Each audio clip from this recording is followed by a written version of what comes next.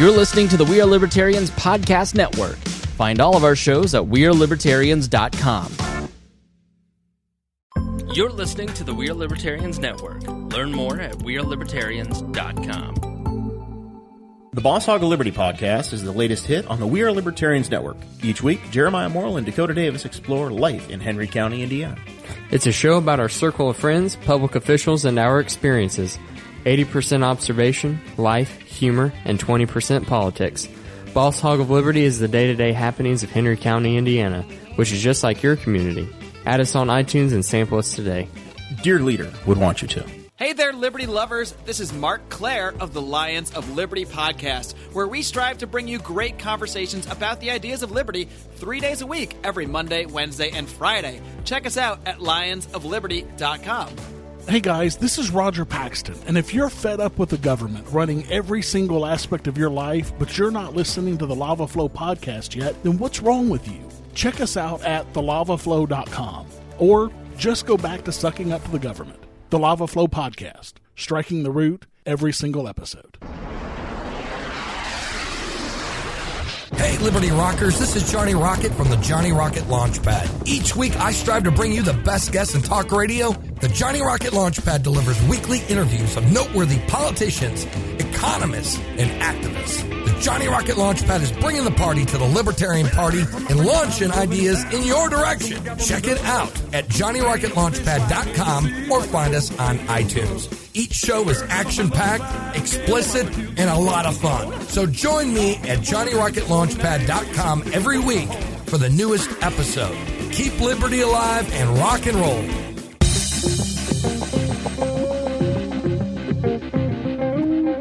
Welcome to We Are Libertarians. I'm your host, Chris Spangle. We bring you all of the irreverence modern politics deserves while putting people before political parties. We examine current events from a libertarian perspective with the goal of leaving you better informed.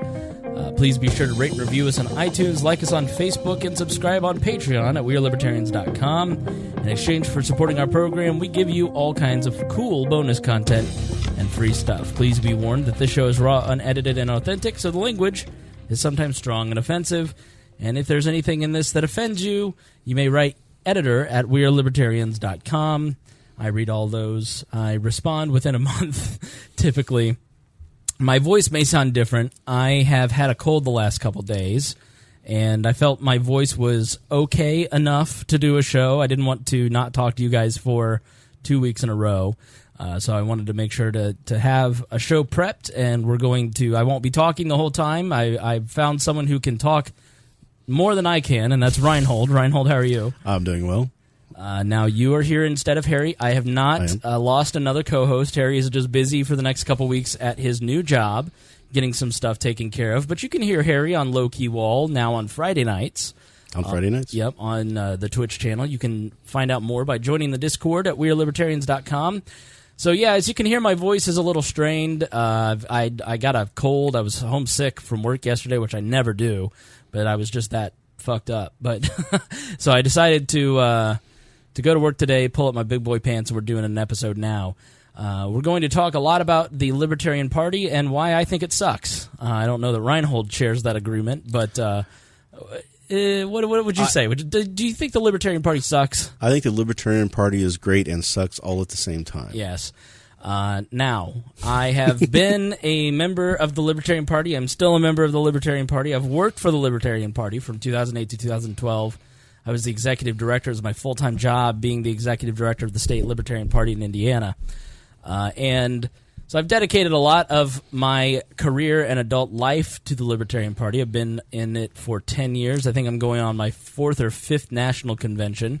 So I bring some frame of reference, but I am not nearly as old as Rhinehold, who has paid attention. Nobody is. Yeah, paid attention to the Libertarian Party for how long? I've been a member of the Libertarian Party since 1992. Okay. So long time. And there's... I wanted to get into MS-13, and I wanted to get into some other issues that were going on, but someone once asked Bill Buckley, how do you know what to write? And he said, it's what annoys me. That's what I write about. If it annoys me, I write about it. And so a lot of the issues going on, it's like, wow, I don't want to talk about this again. I do think the North Korea withdrawal is of note. And maybe we can talk about that some at the end, but we're going to kind of wait for that to develop and talk about that on Tuesday. Rhinehold will, I think, be back with me Tuesday? Yes. Okay. We'll be back Tuesday. But I listened to the Lions of Liberty podcast, one of my fellow League of Liberty folks. Mark Clare does a great job, does a lot of good interviews over there all across the libertarian movement. And he had a debate between the then three chairs of the Libertarian Party chairmanship for LNC chair, Nick Sarwark, Joshua Smith, and Alicia Dern. Alicia Dern has... yesterday? Since left the party. Okay, she left the party, which I didn't know when I emailed her back about a future episode that I was working on with her. She's like, well, I can't do this podcast for a few reasons. I was like, oh, I know you're busy, meaning you're running for chair. Little did I know, she probably is reading that going, what an asshole, because I had no idea. So why did she leave? She, I think, is just... I want the truth. I heard that sigh. I don't want any... It all comes back on me. Tell the truth. She's just frustrated and you're not speaking for her. You're just upset. Reading what you read on the internet. Right. What I've read is she's frustrated and upset with the direction that the party is going, not in necessarily the direction that the leadership of the party is going, but much more in just the membership of the party. She doesn't feel like the members are taking the proper things into account in the race. She doesn't think that she's just seeing the repeat of the 1983 event. Doesn't feel like she's put a lot of effort into this party, and it's not paying off because we're just kind of going backwards and repeating the things over and over again. And the final straw, I guess, was when she went up to work with Laura Ebke's campaign, right? And she said there was money there. We were trying to get all this information out and get this knowledge out, and there weren't the people there. Right. To help out. And she was frustrated there weren't the people there, but people will sit and spend all of their energy and time arguing about the stupid LNC race. Right. So I think it finally just got to her, and she doesn't think that the person who's kind of in the forefront of winning the race is qualified to run that position. Meaning Joshua Smith. For a variety of reasons. And that's shared by a lot of other people, including his opponents, and probably feel the same way. Mm-hmm. So because of that, and she felt that people weren't listening to the concerns that were being presented, the valid concerns that she felt were valid concerns about Joshua, because nobody was paying attention or listening and just telling her that she was trying to defame somebody or run him to the ground, and she was the evil witch basically doing this. Which pointing out concerns about someone who's running for a leadership position isn't defamation. I mean, if you're making it up, that's defamation. Right. That's a problem. I think a lot of people think that she's making it up. Right. Some of the concerns, but one of the concerns that she has is that she has no really experience doing anything like this. Right. That's a valid concern. There's nobody who can say that he has a lot of experience. They're just going to try and deflect it and say, well, Nick's just a car salesman, so what experience does he have? Well, he's been a lawyer. He's run businesses. He was on the LNC for a time. For years. He's been the chair for 4. He's got experience. Yeah, it's 4 years. So you didn't have to have listened to that debate at the Lions of Liberty, which you can find on any podcatcher. I've pulled a bunch of clips that we're going to play, which will hopefully help you not have to listen to my voice. And I kind of wanted to do this debate and pull out pieces of it and annotate it for you. Because this is literally the first time I've heard about Alicia Dern or why she left or what's going on, sitting right here with you listening to Rhinehold. And I share a lot of the same concerns, not just about Joshua Smith, but the body at large. Mm-hmm. I think there is a large amount of groupthink that goes on in the Libertarian Party, mm-hmm. and to a lesser extent in the Libertarian movement, but it definitely exists solely in it's very strong in the Libertarian Party. Well, I think it's a lot of groupthink, a lot of factionalization, right. and a lot of new people to the party. Yeah, who don't have institutional memory. Right. A lot of the stuff that some of the people who have been here for a long time are trying to tell people is like, we've had this fight before several times. Why are we having it again? Well, it's why I served. I'm no longer on the Central Committee of the state of Indiana, but I served the last year on the Central Committee because I wanted to be institutional knowledge for my state, because I went to a meeting in 2016, and I realized they were trying to figure out stuff that we had figured out in 2009. And no one on the Central Committee was actually on the committee when I was there in 2009, except for one person who's not a very outspoken person. You know, the cycle of people leaving the Libertarian Party, people join and leave the party within 3 to 4 years. That's like the volunteer cycle. Because there's more people in the R's and D's, it's probably an 8 to 10 year cycle in the other parties. You get burnt out in the Libertarian Party. It's very difficult to be in the Libertarian Party, and I think the people that remain over time have we have diluted it down to some of the more difficult people. Yeah, the people who stay are the people who are cantankerous and very self-righteous, white knighty, as it were. Not white knighty in the SWJ term, but just more of like, this is my belief, and I am going to stand for justice and fight this. And that's what you end up with, a lot of that going on right now. Yeah. So I joined in 2007. I was a Ron Paul conversion. I was fairly libertarian leaning, but I was in the Republican Party, and I was a total Bushite in the war in Iraq. I turned 18 on 2 days before 9/11, and so I bought all that hook, line, and sinker. And I just remember just being a good little fascist at that time. I mean, I look back and I just go, some of the stuff that I fell for was, I was young and in college and I did dumb things. But now, 15 years later, well, more than 15, I'm old. You look and you go, okay, I have a much sharper eye, and I'm much more cynical. But I became a libertarian. I would say I identified with that word because of Ron Paul. I heard my last piece of libertarianism that I didn't grasp was foreign policy. And when Ron Paul talked about it in those debates, it made sense to me. And that's when I went, okay, I got it. The hilarious thing is that you were saying even in our own Discord, I was being called, my loyalty to the cause was being questioned because I was smearing Ron Paul. I was smearing Ron Paul, even in my own group. I like Ron Paul. I love me some Ron Paul. I prefer Rand Paul at this point, which is funny because if you've listened over the course of this program, one of us has changed because I hated Rand Paul more than but I think it's because I've become more of a political realist. I've learned how things actually work, and I've tried over the last teaching politics, teaching on this program. When you're doing a show, you're learning a ton. My job is a professional reader, and then I translate what I've learned in the week since we last talked on this program. And so I think in some ways I've gone deeper into the libertarian philosophy, but also deeper into understanding how things actually work in politics. And Rand is much more of a pragmatic, small L libertarian than his dad. I would say that he is much more willing to play the game, to give up some things like endorsing candidates that we'd hate, endorsing even like a Mike Pompeo, because he knows he has a bill in 2 or 3 months that he wants people to back. So he horse trades a little more. If he gets the horse trade, then it's a success. If he doesn't succeed, then he's given up his principles. But that's the other problem I have with Rand Paul is he's much more theocrat than.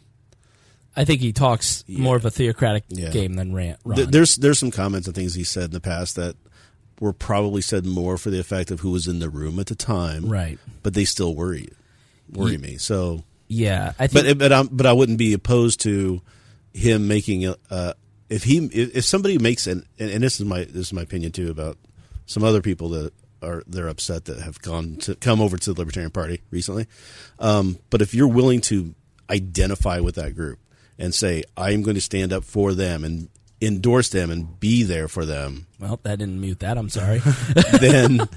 then let's go. Let's do it. As long as you're going to defend the platform as it stands, you're not going to be trying to change it until you understand it. I have no problem there. So I think if you gave Rand truth serum, he would say, I'm trying to find a model, a framework for libertarianism to work in the 21st century in 2018. I don't think there's any chance of it happening through the Republican Party, though. based on the rest of this conversation, I don't know that it takes place in the Libertarian Party either.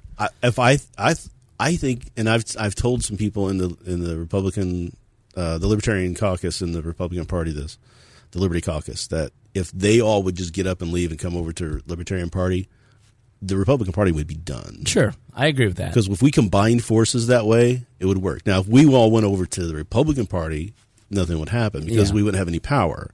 They do to us what they did to Ron Paul delegates in 2008, which really was the final straw for me. I mean, I was a reporter in 2008, and I attended all three conventions. And I remember, like, women coming up to me, 375 Ron Paul delegates, I think was the number, that got removed. They violated election law. They violated their own bylaws to get rid of 375 Ron Paul delegates here in Indiana because they didn't want them to go to the national.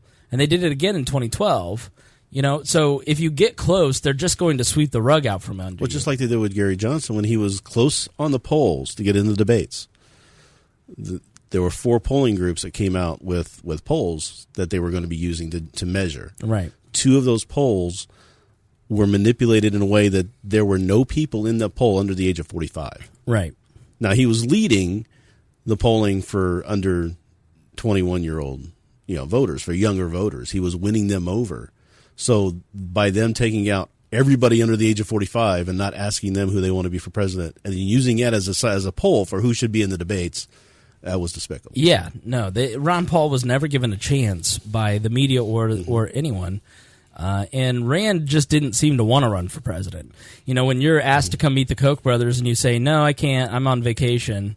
Oh, when you get, he didn't go meet the fucking Koch brothers. You come out and say that you wouldn't have voted for the Civil Rights Act. Whether philosophically I can agree with the thinking behind saying that, but politically it was not the smartest thing to do.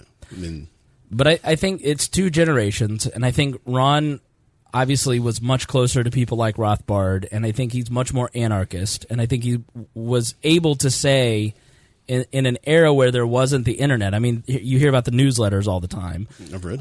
But I think Ron is much more anarchist and much more clear about, anarchy, which I think speaks to the libertarian soul a little bit more than the way that Rand presents things. Right. But he's also flipped his positions on certain things when he went back to the GOP, like immigration. Well, what I have nothing.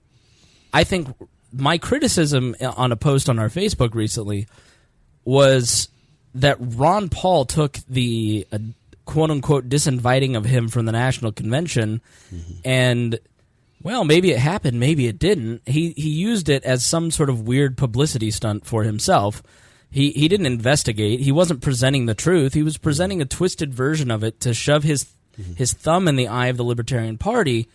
And that's one thing that I have never liked about Ron Paul. I've never liked that Ron Paul has encouraged his supporters to flip the bird at people who are trying to work for the same thing. That right. They want people to support them and the libertarians to come support them. But right. It's part of the Liberty Caucus in the Republican Party. They say they will never be. The rule is that they cannot endorse a libertarian candidate. Yeah. It's not reciprocal in any way, shape, or form. I have never liked that Ron Paul has been hostile to a group of people who believe in the same ideology as him, but chooses to throw cold water on the political strategy that they have chosen, even though it's different than what he chose. I don't like that about him. And I think that as a thinking person, I am allowed to say there are some things about Ron Paul I don't like. And what I really hate are the people who try to turn Ron Paul into this cult figure.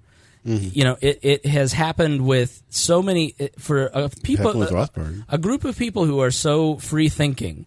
The people inside the libertarian movement who make being libertarian their whole identity, which it's a part of my identity. It's not my whole being. But there are some people who this is all they have, and by God, you better support it fully in the way that I think you ought to support it, or I'm going to criticize you. You're not a real libertarian. You're not a real libertarian. I just, there's no discussion of ideas. There are people on that post who didn't even watch the video.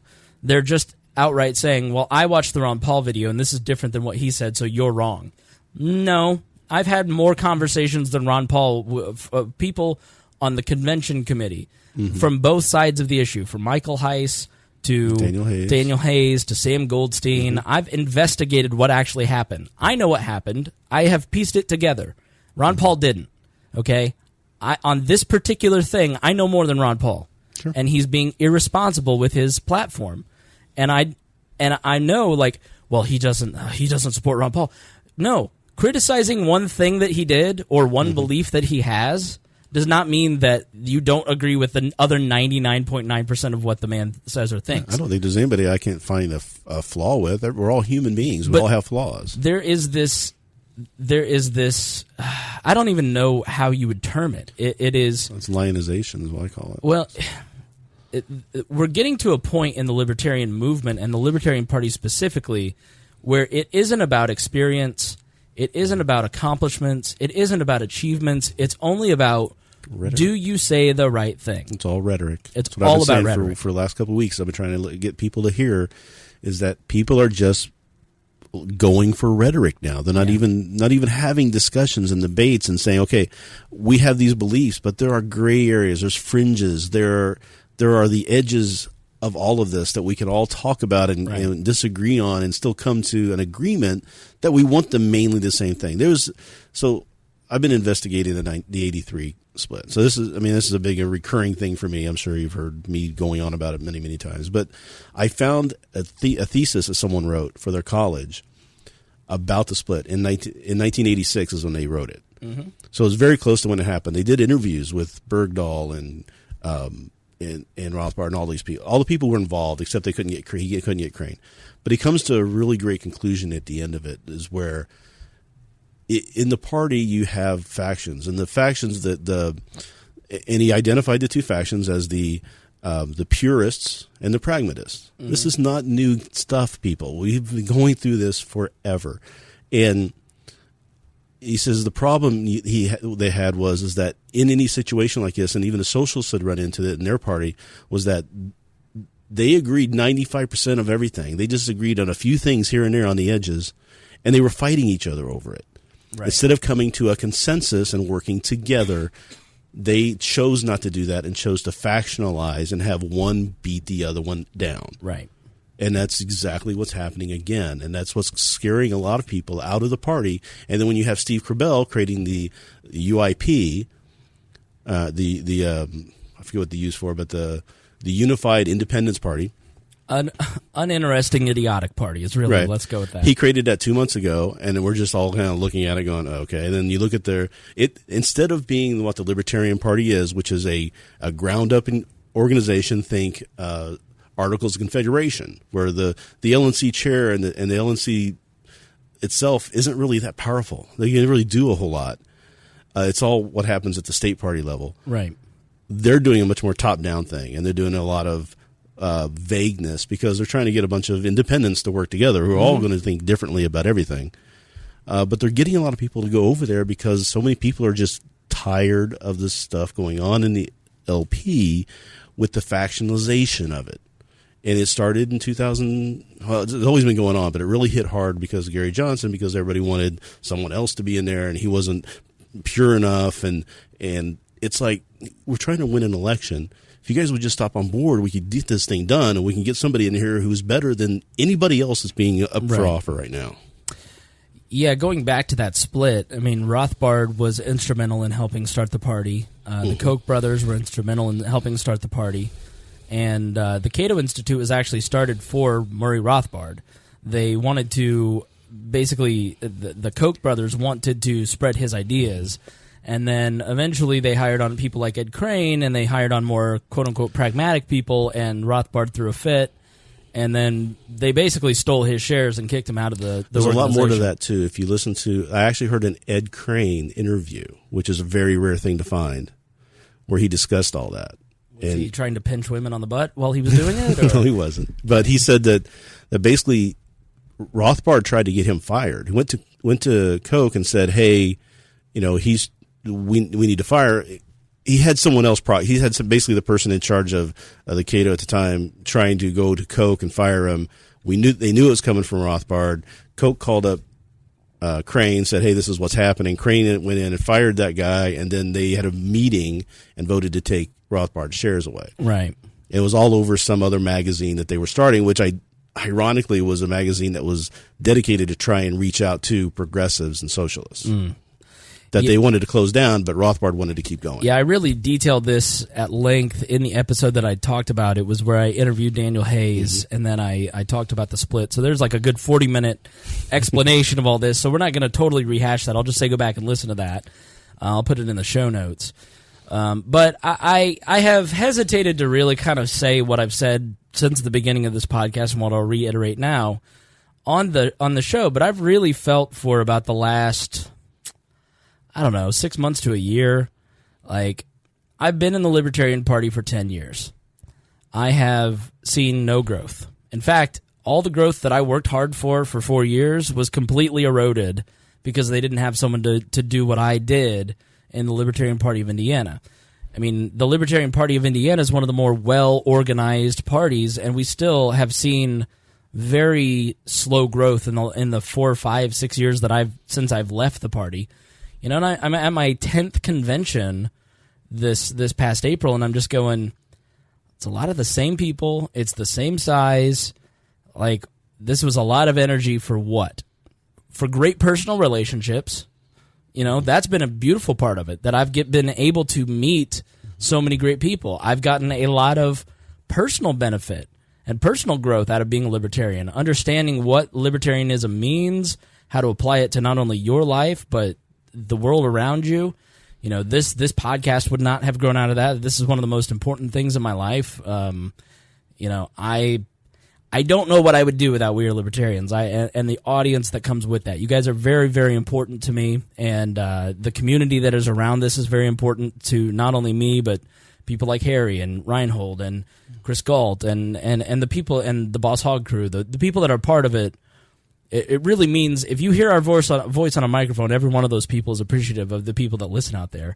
And so I don't ever want to demotivate somebody from taking a path and working towards liberty in that path. Now, I have always wanted to be in talk radio. I've worked in talk radio and journalism and media my whole life. That's what I enjoy doing. That's what I'm good at. So that's how I have used. I've taken those gifts and have tried to grow the libertarian movement that way. But there are people who want to do political organizing. That's what I thought I wanted to do. I just didn't want to do it. But I haven't wanted to really say, like, is the Libertarian Party a total waste of time on the airwaves? Because I don't want any of you who are listening, who are thinking of getting involved or are involved, to think that you're wasting your time. You know, but I do feel at a certain point, like, we've got to have a conversation about what all of this actually means. What are we really doing this for? You know, is the whole point of the Libertarian Party to just attack each other and try and test each other's purity based on their rhetoric and hold people to these, you know, like you can't, I've just given up posting on our Facebook page because it drives me nuts. Because whatever notion the person who is commenting has of what libertarianism means is how they judge your post. There's no, I want to understand where you're coming from. I'm going to just blast you based on, it's just like whatever person, I want the name, Rhinehold, of the person who questioned me on Ron Paul in our own group, because there will be an inquisition. It was the Lions, I think the Lions of Liberty group. Well, those bastards, no, I can't remember if it was, like I said, I can't remember if it was League or if it was Lions. It doesn't matter. Like that, anybody who listens to me knows that my goal is, like, over the break, you know, I went to Las Vegas for my brother's wedding, and then I had just like a nice break there, and then, you know, an extended break, and I've just done a ton of reading, and I've done a ton of reading of and about H.L. Mencken, who was a writer in the beginning of the 21st century. Really, in the audio interview I heard, he called himself a libertarian. Although a lot of his views, I don't think the modern libertarian movement would consider them. It was the other libertarians. Yeah. The ones who say they claim the word first, but it's a point of contention. But I hear, like, some people. I read the stuff that he's talking about, and you're like, that's the same shit we're doing and talking about today. Like, nothing has changed. All of this must be meaningless. Like, but it's the same stuff that I heard from Thomas Jefferson. right, in James Madison, right. and they changed things. I mean, so I don't think it can be done. It's just maintaining it maybe is the problem. Right. Well, I think that's what Jefferson meant when he said, you have to refresh the tree of liberty with the blood of tyrants. I mean, you have to every generation define what liberty means for you. But you look at the early 20th century progressives. Anthony Comstock was the postal inspector, and he basically banned entire pieces of mail through the United States Postal Service, saying that it was unfit for distribution. Like, that's pretty tyrannical. A lot of what happened with the prohibitionists and the groups who were trying to, the Rotarians and the Methodists, as he called them, the boomers, these were people who were trying to fix society, and they were trying to outlaw speech. I mean, Mencken was actually arrested for selling his magazine in 1926 because there was some obscene speech. Well, it's going all in other parts of the country, the world. It's bad, right? But my point is that it's very much like the college campuses of today. Like everybody's very worried about the college campuses and the SJWs, and it's like we lived through it before. Y'all just aren't reading your history. They're kids. They'll get into the real world and they'll be like everybody else and go, wait, this isn't like it was. And they'll pitch a fit and they'll thrash about, and it'll finally dawn on them that that's not maybe the way real life works. Yeah.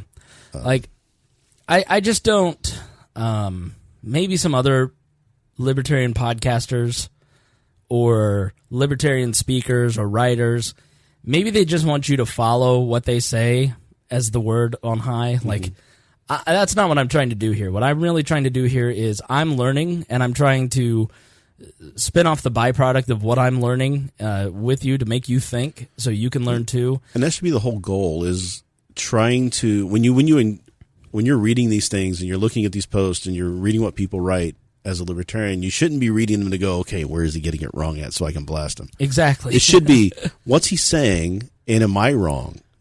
Right. Let me think about my own thoughts here. Maybe I haven't thought about this enough. From a different point of view, does this match with me or match with that? And then come to a conclusion. Now, if you come to the conclusion that the guy's wrong, that's fine. Yeah. But don't go into it thinking that, well, he must be wrong, so therefore I'm going to find out where. You don't learn anything that. You don't grow as a person or as a libertarian that way. I just get frustrated because I put so much time and effort into everything that I say, and then the people who have the snap judgments of you're wrong, you don't know what you're talking about. It's like, well, you're not offering. Like, I have 15 years of experience in this. Like, I'm a fairly studious person. Like, why?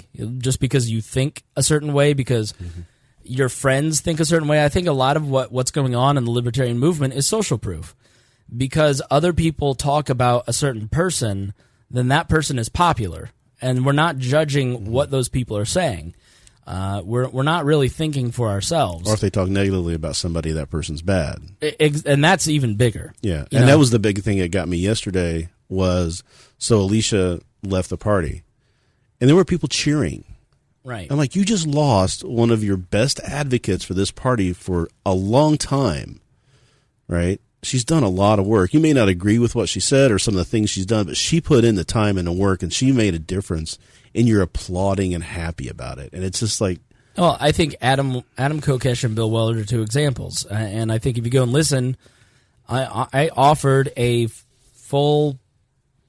explanation of why you should and should not trust Bill Weld, and why you should and should not trust Adam Kokesh, and then you make up your mind. I think there's big problems with Bill Weld. There's even bigger problems with Adam Kokesh. They're not. The two of them are not necessarily somebody that I want representing. I think everybody's hoping for somebody else, right? And and I think so. Let's jump into these clips on the chairs race, because I think it's really exemplified in this, because what you hear a lot, like Nick Sarwark is a polarizing person, and I get it, because I've known Nick. I met Nick first in 2010, I believe. Nick was never a part of any faction. Like, Nick was always a very independent-minded person. And going into this convention, it's really odd to see all the caucuses pop up, because that's new. That's not something I remember from past And it's not a conventions. thing I'm a fan of at all. Yeah, like it's all of a sudden everybody has to be in a caucus, and there's no one allowed to be independent. You have to be in the pragmatic caucus, or you have to be in the Mises caucus, or the radical caucus, or the audacious caucus, or whatever. And like that's just more tribal bullshit that I don't think the Libertarian Party or the movement It was supposed to be needs. what we were against. Yeah, And I don't know how that happened. Let me say, I don't believe that the Libertarian movement makes up the entirety of the Libertarian Party. I think the Libertarian Party and the para-organizations around it make up a fairly small amount of the Libertarian movement. I think if you're a person who is driving your car right now, you're listening to us talk, and you are a Libertarian voter, and you listen to Libertarian podcasts, and you're a Libertarian, but you're not involved, you don't know another Libertarian in your life, you're part of the Libertarian movement. Yeah. Okay? You may not be part of the party, but So Nick got my ire up when he nominated Noda and cost my good friend Mark Rutherford the chairmanship in I think it was St. Louis in 2010, and Mark basically lost by 1 or 2 votes. Mm-hmm. But that was Nick being independent, and Nick saying, "I'm not a fan of this chair or this chair." The guys that ran and ultimately won, Mark Hinkle. He was kind of a. Let me just say it. Joshua Smith reminds me of pretty much every chair candidate that I've seen over the last 4 or 5 conventions. Mm-hmm. He's somebody who says all of the right things, but he's not exactly expressing a lot of leadership qualities. Okay, I met him here in Indiana. He seems like a perfectly nice guy. I have no reason to doubt that he's not. There are a lot of people that I've seen endorse him that I respect. So maybe there's more to him than I know. But based on this particular performance on the Lions of Liberty debate, he reminds me a lot of the people like Jeff Neal, Mark Hinkle, the Lee Wrights of the world, the people who say the right things but aren't necessarily good managers. Nick, I think, has had some tremendous problems in the last 4 years as chair. I think his lack of leadership on Arvin has been troubling. I fully understand, not wanting to get involved and say anything because he's a duly elected member of the LNC and it's not your place to override the membership, but he's a real problem. He's a real cancer. And if you're not going to take a leadership role in that, then I have an issue with that. And I talked to Nick about that the day he was supposed to make his point, and he pointed out the Nodum speech and how he felt that it was really the delegates who should be deciding this stuff. And he also pointed out that if he had voted to remove Arvin the day he did, Arvin would still be in the party because there was a appeal process that he has to go through. It wouldn't have got rid of him. And then what do? Now you have Arvin who knows he's getting kicked out. He's going to go full bore. He's going to be a worse cancer than he was all the way leading up to the convention, where he's going to be getting kicked out anyway. And leave it to the delegates to decide that, because let's pretend that Joshua gets in and gets voted in. All these people who voted for Joshua, who thinks he's great and have really rallied behind him. And then he does something a little silly a year into the role, and people clamor for him to be voted out, and the chair votes him out. What are those people going to say who still think that he should be the chair and they voted for him? They're going to feel disenfranchised. So he's trying not to create. He's trying to stop the factions from growing and being worse. And I think maybe in this case he probably should. It's a hard call in my opinion. If you don't say anything, then people think you agree with him. Yeah. And I'm sure that he remembers the Angela Keaton stuff from 2008. Angela Keaton worked for antiwar.com, and I think she still does. And I don't know what happened. I was new to the party. It was all a big drama where she was basically removed from the LNC. And I just remember how toxic that made the next 2 LNCs. And so maybe Nick's calculation is I remember the Angela Keaton stuff from 2008. If you're more interested in that, you're just going to have to Google it, because I just don't care enough to look it up right now. And it does cause, because we think it's an easy call, but we're not the only people talking about this in the party, too. There are people in the party who are cheering Arvin on. Oh, absolutely. Who are his supporters, and they're going to feel like they just got their voice shut down.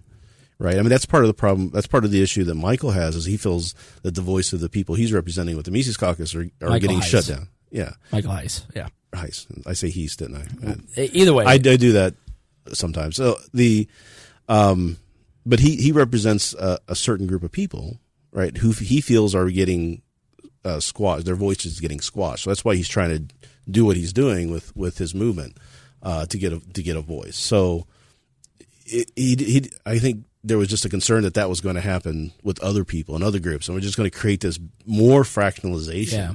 And it's a big concern. And it's something that actually Nick and Alicia and Matt and I talked about in a conversation a couple of days ago when Alicia left, was that split of 83 and not wanting to repeat this. Yeah. I mean, like, seeing all the signs. So Arvin, I mean, even Arvin has been a benefit in a lot of ways to the party, and how he has the party had no social media presence until Arvin was elected vice chair and took that over. Like, he really built that from scratch. I was doing some research too, and some of the things that he had done early on after he got elected. He was doing, I thought, some good work, and it was just. But it's like I don't understand what happened along the way, where it's just like, you were doing a good job, and that's where Nick, I think, the office is the best run in the 10 years I've been here. I mean, there's been some points in the last 10 years where, like, just close the thing down because these people are worthless. And ironically, most of those same people still work there, but they have different. They've been reorganized and had new people hired on, and so they're more effective. Yeah, Nick has always seemed to me to be a great person at wrangling the cats and the different factions together. Because one thing, he's not tied to any faction. He's not tied to any caucus. He's independent. He's proven this over and over again. And I saw it in the 2016 convention. Now, I wasn't there, but I watched it on TV. Right. And I watched this thing run like clockwork all the way through, with the exception of somebody deciding to take the clothes off on stage. But other than that, it ran like clockwork, right up to the point where Nick had to step off the stage in order for his election to go through. Right. And then within 5 minutes, that thing had devolved and was a mess. And Nick had to go back up on stage, which was technically against the rules, and tell everybody to sit down and get back to the business. Yeah. So let's start kind of going through this. Let's hear their own words. I think we'll just kind of annotate this as we go along. Let's start with Joshua Smith. Let's start with Nick on chair experience. I think this was the first clip. I should have done a better job of labeling what was 1 and 2, but we'll just kind of go in whatever order. So here's Nick Sarwark on the Lions of Liberty podcast. So the role of national chair in the Libertarian Party is a little different than it is in the other two national political parties. We are not as top-down or centrally controlled as the Republicans or the Democrats are. We have bylaws that very specifically elevate the state and local parties above the national committee, that prohibit the national committee from interfering with how states run their business. It's more like the Articles of Confederation than, say, a strong central government. And recognizing the limitations of that role is one of the key things to being a successful national chair. I've watched over the last nearly 20 years I've been involved in the party, many national chairs try to set out their vision for what should happen and make that happen by kind of force of will. It doesn't usually go well. What happens is libertarians, being a just naturally contrarian and fractious bunch, they cut you off at the knees, and the bylaws are built by the delegates at convention to cut that off at the knees. So I think the key to be national chair is recognizing the limitations of the position and recognizing that a lot of what we talk about in government with libertarianism, where you have to persuade instead of being able to, impose laws on people, is the same thing that happens internally. You have to get consensus from groups of people that oftentimes disagree on a lot of stuff in order to move the ball down the field for this overall goal that we have of a world set free in our lifetime. So that's kind of my vision for what the national chair should be. I had the advantage of seeing a lot of people do it not as effectively. And so that's kind of what I bring to the table there. So that was the beginning, talking about why they should be chair, and Nick was 100% right. And I wanted to play this because I wanted to make a point. I wanted to reiterate the point that he makes. There are so many armchair quarterbacks who think that the Libertarian Party should do this and then they'll win. Or the Libertarian Party should do that and then they'll win. It's just not that easy. And that's also why you really shouldn't put that much stock in the National Libertarian Party or even your local Libertarian Party. Like, there's a group of people that have to be convinced, and then there are votes that have to happen. And I feel like we treat our political parties like we treat our government. Well, I just believe that the government ought to do this. Well, do you understand how the American system works? It's supposed to be very slow. I was talking with somebody about marijuana, for instance. You know, it's easy to rush those laws through and get those things passed, but it's much harder to kind of roll that stuff back. You know, because she was asking me, like, how did MS-13 get created? Well, MS-13 grew out of the need for Hispanic gangs in the California and southwestern jail systems to fight white gangs and black gangs. And then they get deported back to their country in Guatemala, excuse me, and then they become the ruling power in those countries, so more people flee Guatemala and El Salvador and move here, and then we have an immigration problem. Fleeing MS-13, who then come here, and then they have to be fearful of them and there. All the while, MS-13 is fueled by the drug laws that we have created. Well, marijuana is legal. Yeah, marijuana is legal, but that doesn't. Not legal. Let's say weed is legal. Let's say you fully decriminalize. It doesn't mean that all those people are going to get out of jail, because a lot of the people who went to jail initially for weed offenses also have other crimes stacked on top of them, because that one first offense really ruined the rest of their life. It's a very complicated thing, and so you have to be very slow about how you make laws, because it's even slower to bring those things back.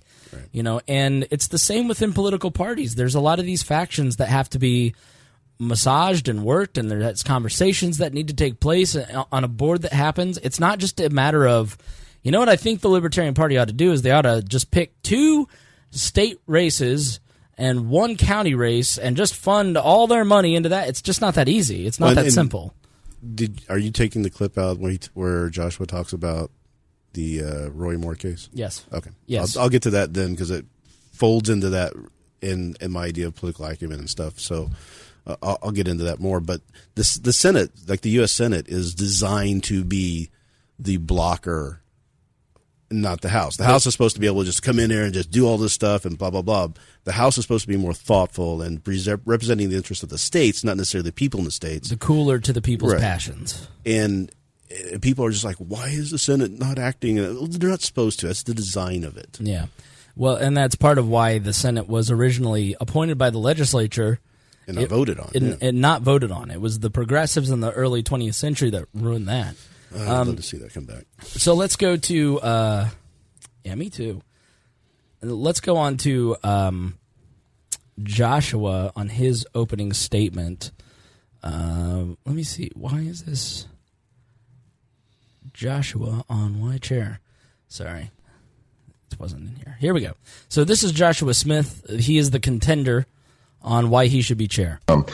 I believe personally, and from traveling around the country and talking with our delegates and our activists and our party leaders, that the chair should be there to find innovative ways and hardworking ways to make a base for our candidates, create a more successful base for the candidates, for our state and local leaders. I think that should be the most important focus of the chair and more broadly the LNC. I think that what I bring to the table is a new vision for the party, a new direction, more focus on things that are going to help in modern politics, such as, technology and new candidate support. I think it's really good that, Nick and the LNC brought in 2 candidate support specialists and started a candidate support committee. I think it's really good, but I think we should have 10 of them. So I really have laid out a plan for the party, and it's all based on what I've heard from our delegates and our members and our activists around the country. Tomorrow or tonight I leave for Ohio, and it will be my 16th state in the last 18 weeks. I've shaken the hands of the people who matter the most to this party, and that's our activists. And all the vision that I've laid out, the things that I want to accomplish, the blueprint that I've given to people, that all comes from the delegates. That all comes from the people that I've spoken with face to face. And so I think that makes me best prepared to lead our party to a more successful future. All right, and before I move on to Pride questions, did anybody hear anything in those answers that they'd like to respond to? I mean, I know Nick and Joshua, you can. That is the very handsome Mark Clare, host of Lions of Liberty, and I felt the follow-up question was important. I will stop. Let's stop there. I will say, to Joshua's point, I didn't disagree with a lot of what he said, but I do think that it kind of shows some of his inexperience. He's not crafting a vision for the party out of his 20 years, like Sarwark said. He's talked to a bunch of people, and this is what the consensus of what people think. I think Sarwark does the same thing. I mean, I talked to one employee who works for the National Party, and they said Nick watches everything. Nick sees everything, and the way that he starts talking to you about getting the job is that he'll start asking you questions because he's followed you for a while.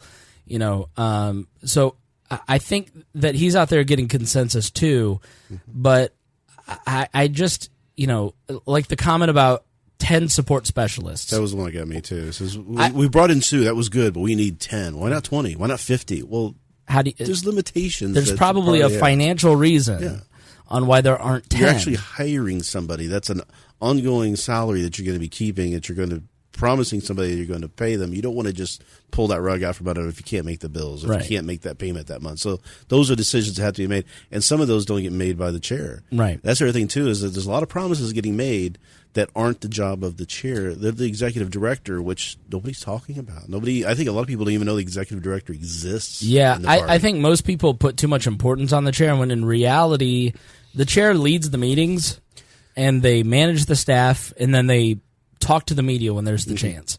Right. But in terms of guiding the party and this is an all-powerful authoritarian figure, that's just not how it works. There was another debate with these three people at the convention in L.A., in California. And Nick started off his speech with, I want to thank you for voting me to the least important position in the Libertarian Party. Yeah. And he detailed that out, and to the point where the other two, Leisha and Joshua, kind of took up that saying, but it was him basically saying, this is the least important. It's you people doing it. It's the state people doing this stuff. It's the activists. It's the volunteers. It's the people bringing in money.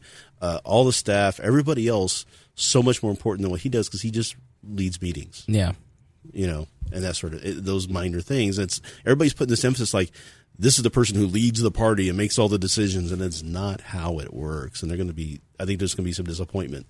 Well, that's always the disappointment, is that the populist libertarian elects the alternative choice in a Jeff Neal, and Jeff Neal was a much better chair the second time around than the first time around. But by then he'd probably had some experience. Right. But, why didn't all this change overnight? Why are we still having these same fights? Because it's not. It's like, I guess what I want to get to a point across to everyone is you can be a populist leaning libertarian who I have these feelings and this is how it should be. It's but you really kind of need to figure out what the reality is and figure out how to change it within that framework, because a lot of times what we think when we're new has already been tried 50 years ago.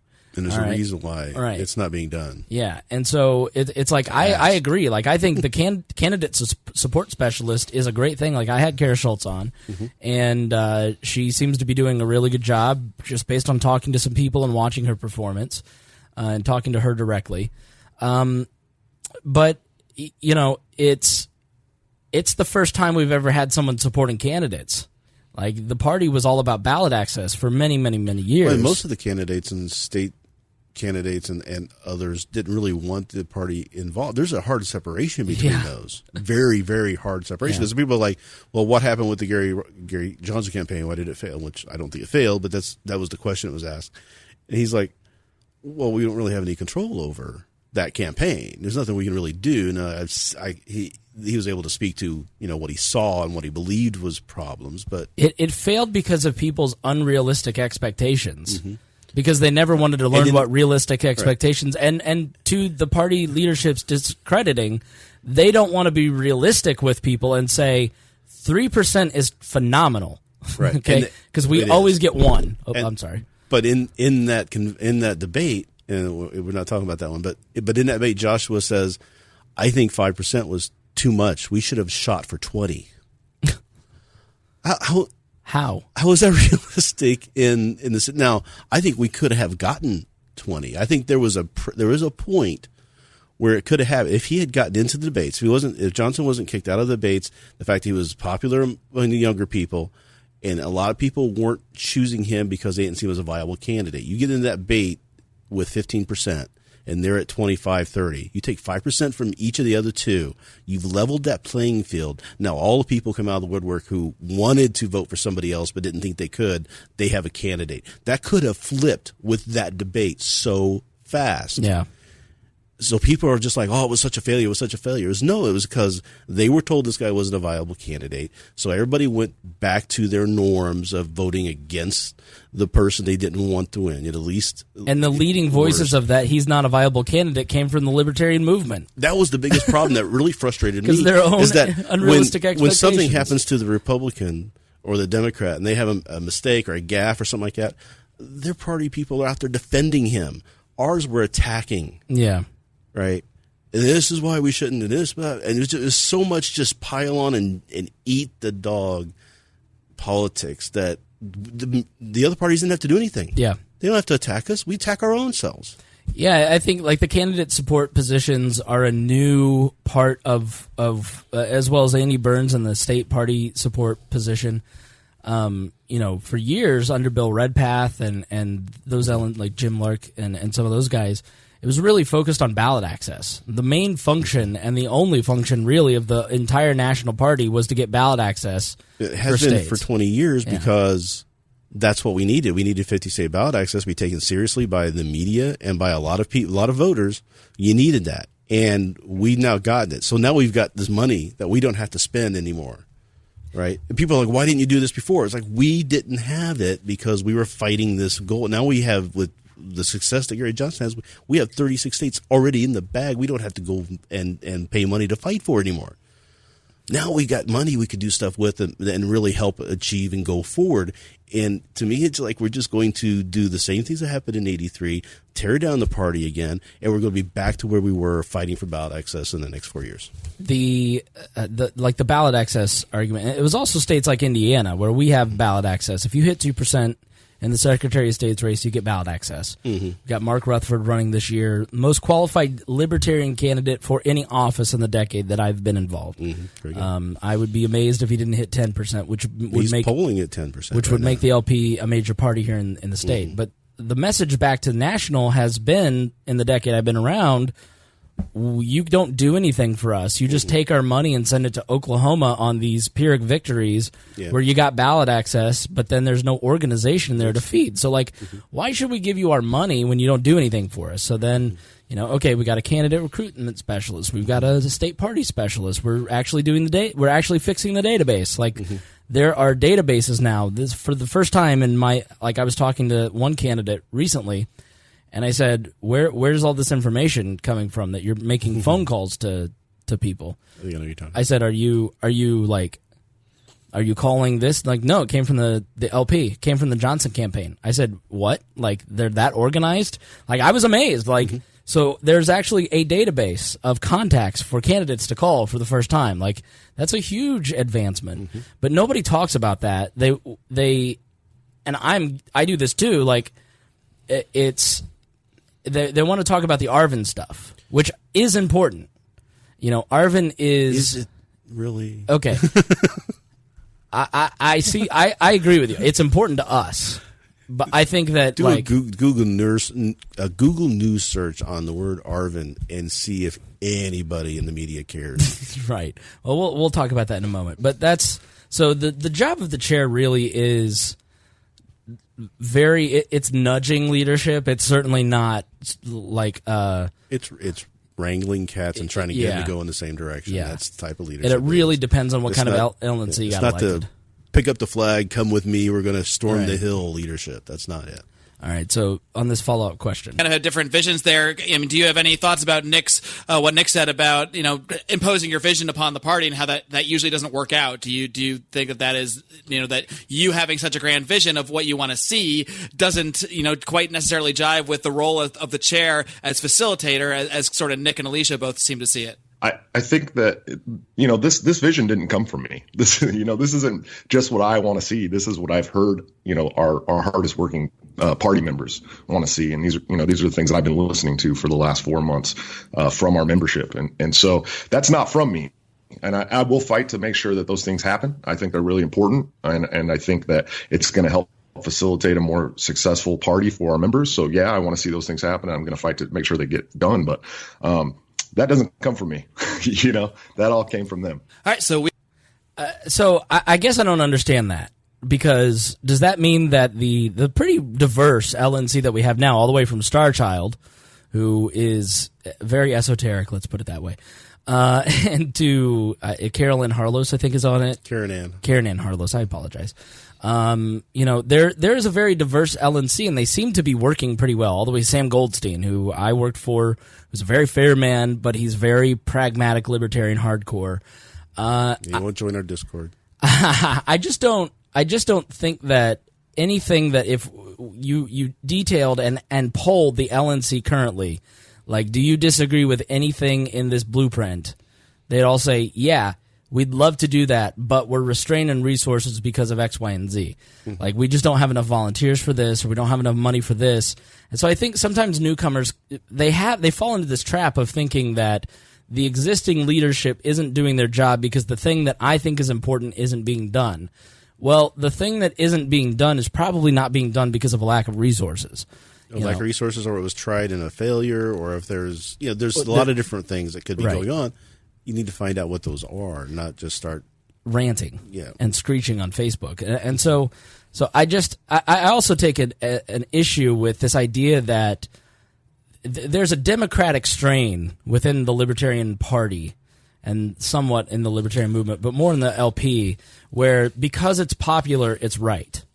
I'm sorry, I don't buy that. I'm not a Democrat. Okay, I'm a person who doesn't believe that the majority mob rules, and I don't understand people who believe that. Yeah, it's because the majority of people on Facebook agree that this one thing should be done. It doesn't mean that they know anything about what they're talking about. And I think libertarians and people listening and those tuning in for the first time need to take a long, hard look in the mirror and go, do I really know what I'm talking about? Well, and whenever I call into question something with a member of the Mises Caucus, a lot of time I get back with, well, we've got 800 people, 1,600 people. Maybe they give me the numbers of the size of their organization. I'm like, you created a nice little echo chamber. That's great, but that doesn't mean you're right. Yeah. Right. Let's talk about it. Let's have a conversation. Let's debate it. Don't just tell me, well, this is the way we've decided it's going to be, and this is the way it should be, and you're wrong. Well, I will say this. I had a long talk with Michael Heiss yesterday because this Ron Paul canard started popping up on Facebook again. And I called him out on one status, or he called me out, and then said, oh, you never even tried to talk to me, to which, in a Michael Heiss fashion, I posted the screenshots where I had a conversation with him. So we ended up talking for like an hour and having a really good conversation. I think the Mises Caucus is really important because I think the whole Rothbard Koch brothers fight and the feud that exists in the baby boomer generation that kind of carried into the Gen X generation, it's like that needs to stop with the millennials as we move.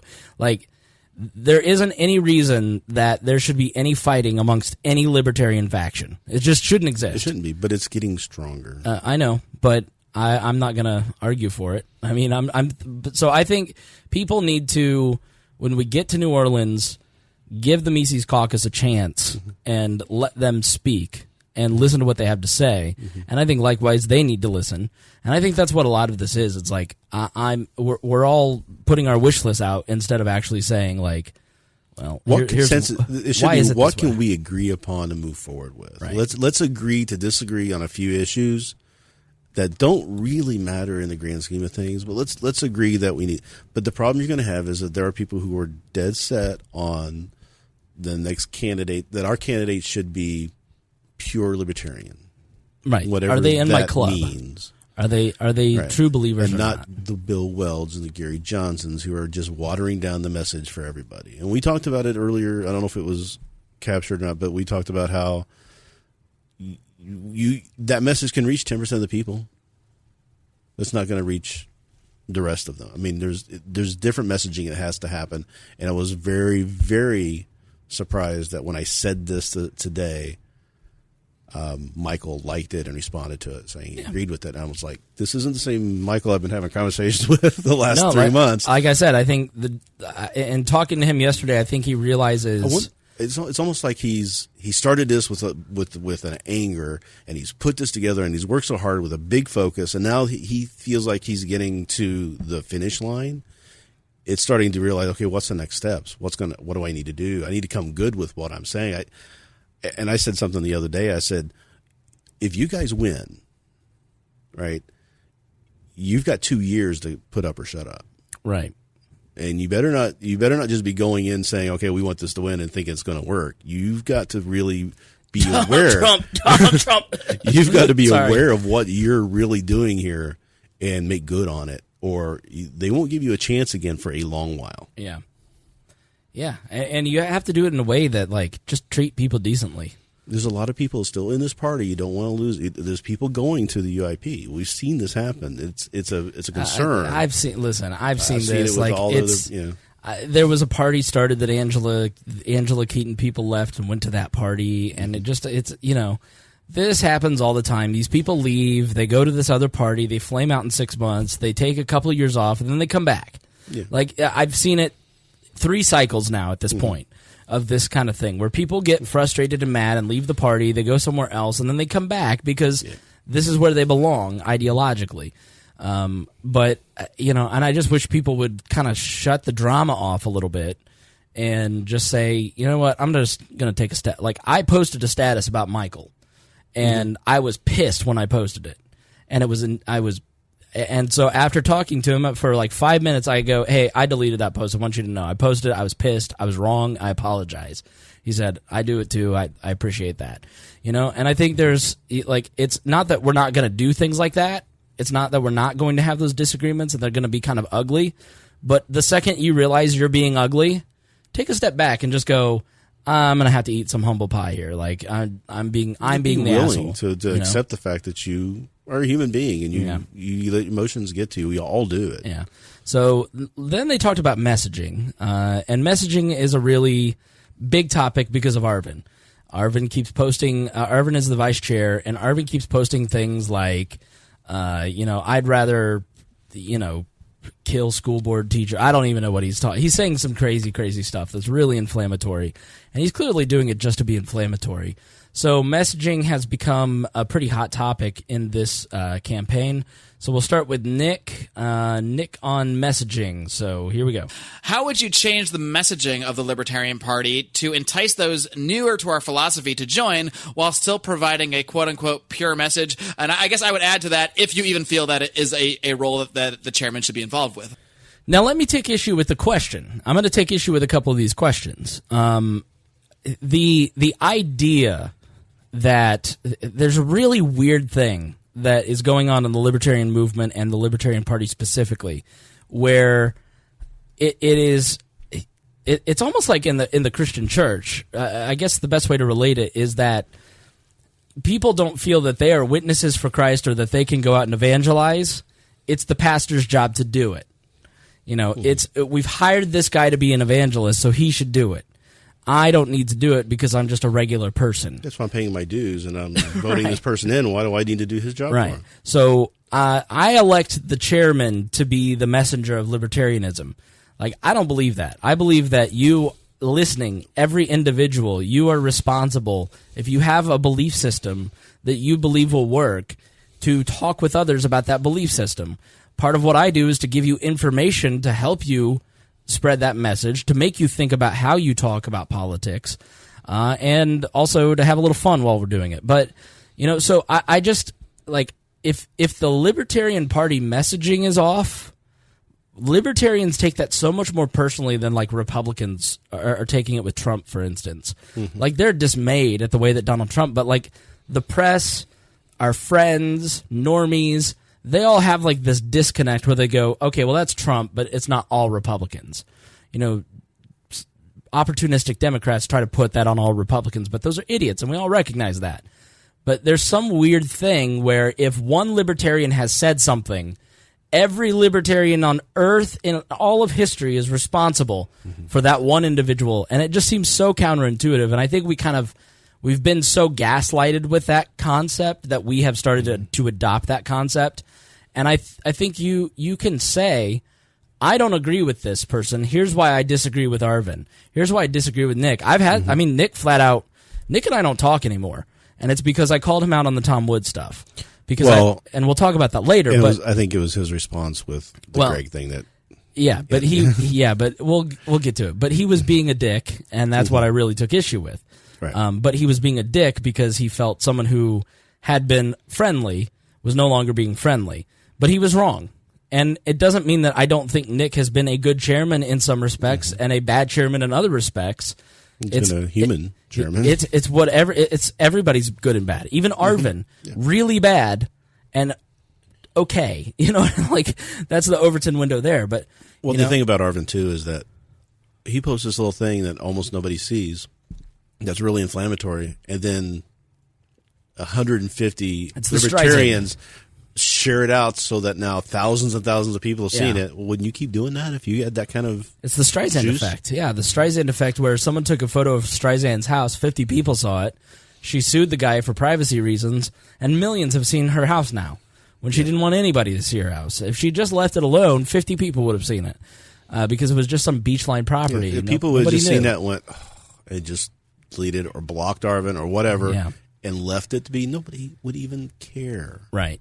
I don't, because I have a platform and I have a duty in my mind to tell the Libertarian Party people that follow me, like, this is what your chair's up to. But, and I think everybody has that right. It's up to you, but I do think the Streisand effect kind of affects that. But I would just say, like, focus on how you give out the libertarian message and what you believe and how you spread that message, and less about how other people do it. It's just like with Christianity, they say that if you don't want to be a preacher and evangelize, just live the life. Yeah. And let people see that and come and ask you the questions. It's the same thing with libertarianism. Just live it and answer the questions when asked, have the conversations when they come up, be the best person you can be as an ambassador for libertarianism. I mean, because it's not everybody feels strong enough to go out and have those conversations. My mind was changed on gun control because I just saw responsible gun owners. Yeah. My mind wasn't changed on gun control because a former co-founder of Liberty Hangout marched across Kent State with a gun on her arm. That didn't convert me to believe in gun rights. Like, that's just inflammatory dumbassery. Like, she's lucky she didn't get killed, especially at Kent State, of all places. Like, that's attention-seeking behavior that does nobody any good. Like, I'm sorry, but Liberty Hangout is just ridiculous. And you were telling me they're trying to be more libertarian and nobody's falling for it. I guess they've gotten rid of a bunch of writers, got new writers on, and now they've written an article about how Nazism is nothing to do with libertarianism, and here's why. And the remaining readers that are there that were pulled in by their message before are now going, hey, wait a minute, what are you talking about? Right. This is all bull, and fighting them back. And the comments are hilarious. It's just a mess. Yeah. So I really think, like, you have to take a step back and go, very few people, like, this will be a very small downloaded episode because people don't give a shit. Like, they don't care about the inside baseball. That's why I try not to do a lot of inside baseball shows. I want to see the right, which we'll get onto another with the message I was talking about earlier. So we'll get to that. So that's my problem with the messaging question is implied in that question is other people are to do the outreach. I'm not the one doing the outreach. Don't just leave it up to me. Like, I think, as much as Roger Paxton and I argue, like, Roger is a great example of somebody who listened to the show and said, I can do this in a different way and better and with a message that I agree with more. And he's built a great podcast network out of that. Like, take responsibility for spreading the libertarian message for yourself. Like, the two things that I found when I was the executive director and training candidates, they had two insecurities. One, they were worried that they would embarrass other libertarians. And two, they were worried they didn't know enough about the libertarian ideology to spread the message. Well, first of all, who cares about embarrassing other libertarians? Nobody's more embarrassing than libertarians themselves. Like, who cares what other people think? Just do. Okay. And along the way, you will grow by the activity that you put out. And second, I am 10 years into this and I'm still learning something about libertarianism and how it applies to politics and libertarian philosophy every single day. Like, you start at a certain point and you keep moving a certain direction.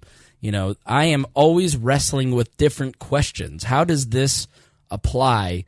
You know, and that's why I think like axioms, like I said on the Legal Liberty podcast for subscribers, for Patreon subscribers, like that's why the non-aggression principle is important. You have to have those rock solid axioms that don't move, because the world is full of entropy. We're all trying to break apart and move in different directions, and things are always changing. And so you've got to have those moral compasses in place. But when you look at how politics and people work in 2018 and an anarchist society, like, how do you get those two to talk to each other? There's a lot to flesh out there, and there's a lot of issues that we work through in this. Nature that I think gets lost a lot in the, because we talk about a philosophy that's going to work, we believe is going to work, but we also have to understand that there's human nature that sometimes isn't as straightforward and logical. Right. There's a lot of emotion there. The fear, the things like there was a lot of concern in, about whether people should be able to, say they shouldn't serve other people. But what happens if you have an event where there's a lot of fear happens, like 9/11, where they say, okay, we're not going to serve anybody, Muslims, because it's not rational thought. It's very emotionally driven. And now you're really affecting a lot of people who, when you sit down and think about it 3 months later, you'd go, oh, I should have done that. Yeah. But now you've created issues. And now how do we in a libertarian society deal with that? And a lot of people aren't thinking about those things. They just think that it's just going to logically work. Well, people aren't logical. Yeah. So my point is, just if you feel like you want to talk about a subject or you disagree, just talk about it. And by embarrassing yourself, you will learn stuff. Like I've don't compare yourself to somebody like myself or like a Roger Paxton or a Tom Woods. These people who have studied and read and do it for a living, in like Tom Woods' case, like you can't compare your depth of knowledge to somebody who has worked in politics for 15 years. Like I started somewhere, and I started on Abdul's show. And I go back and listen to those tapes from 2007, and they're embarrassing how little I know. My first libertarian writing was in alt politics news groups in the early 90s. Right. I go back and read them, and you can go search them. Not everybody's as old as Rhinehold. You got to start somewhere. You can read those, and I read them and go, what the heck was I saying? Right. Because it was just craziness. So, and you're never crossing the finish line. Never. And if you think you've crossed the finish line, you've stopped growing and you're stagnating, and you need to look at yourself, because you're not there yet. Nobody is ever all the way there. The thing that made me turn into a libertarian in the first place was saying things to Abdul, and Abdul going, "You're an idiot," and me going, "I might be an idiot." Not, "You're an idiot. I know what I'm talking about." It was, "I might be an idiot." I wake up every day going, "God, I wish I knew more." So I would start. Like, don't worry about it. But you are a messenger of libertarianism. You are as important as Nick Sarwark or Joshua Smith. But let's go to their question on how they would fix messaging.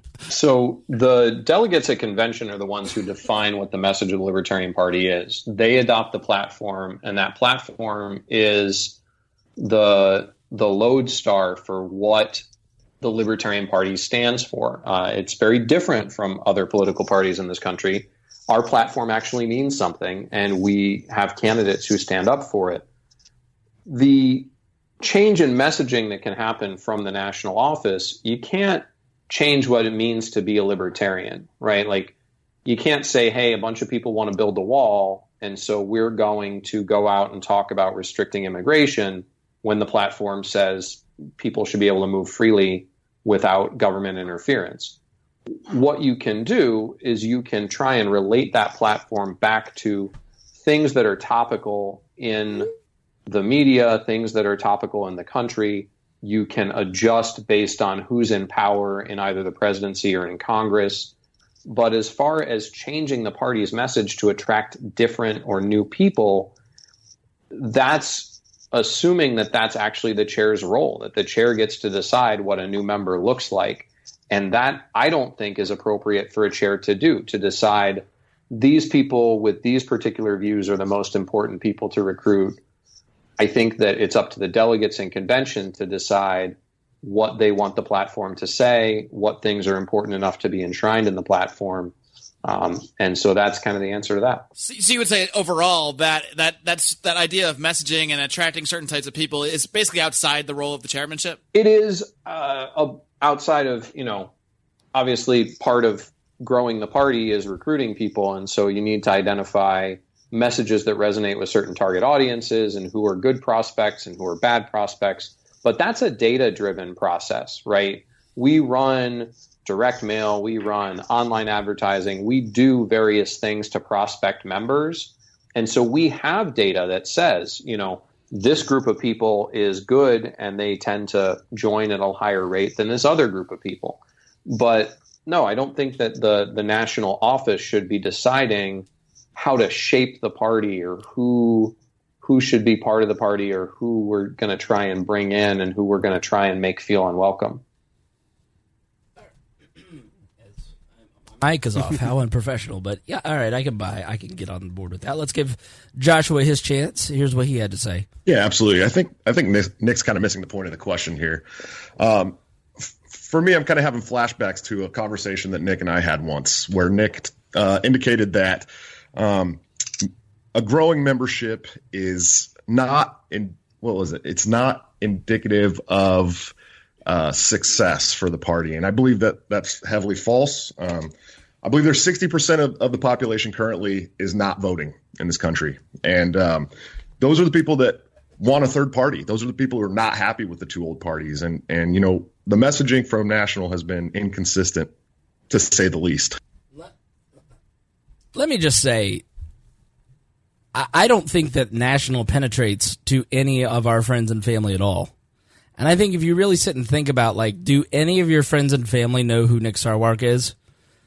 So I think that's very much a red herring, because I think that is Libertarian Party people living in their own echo chamber thinking that the party is bigger than it really is. Well, and the other thing, too, is that the party is put together and working to elect people to office. It's not there to do outreach of libertarianism. That's an educational think tank, podcasts, blogs. We have tons of those who can be out there doing this stuff. Let's have that one organization that actually works to try and get people elected. A national overarching organization like a Libertarian Party. Like the politics of a candidate in California will be different than the politics of an Indiana candidate. And there's a candidate running in Seattle, and he's not saying libertarian very much, but he's saying things that he thinks will resonate with the people in Seattle. So that messaging that he's giving is going to be much different than somebody in Indiana. Yeah. So I kind of disagree with that that the chair really has any effect. Like Nick was on Reason and some talk shows during the 2016 campaign, but I think that if I were on a TV show every week, let's say we're on a different cable news show once a week for a period of 3 months, I don't know that our subscriber base would grow that much. Because in the reality of TV advertising, that's a very limited amount of exposure. Like if you wanted to buy a series of radio ads or TV ads, you need to buy full saturation for it to really work. Yeah. And so even those TV hits are not enough.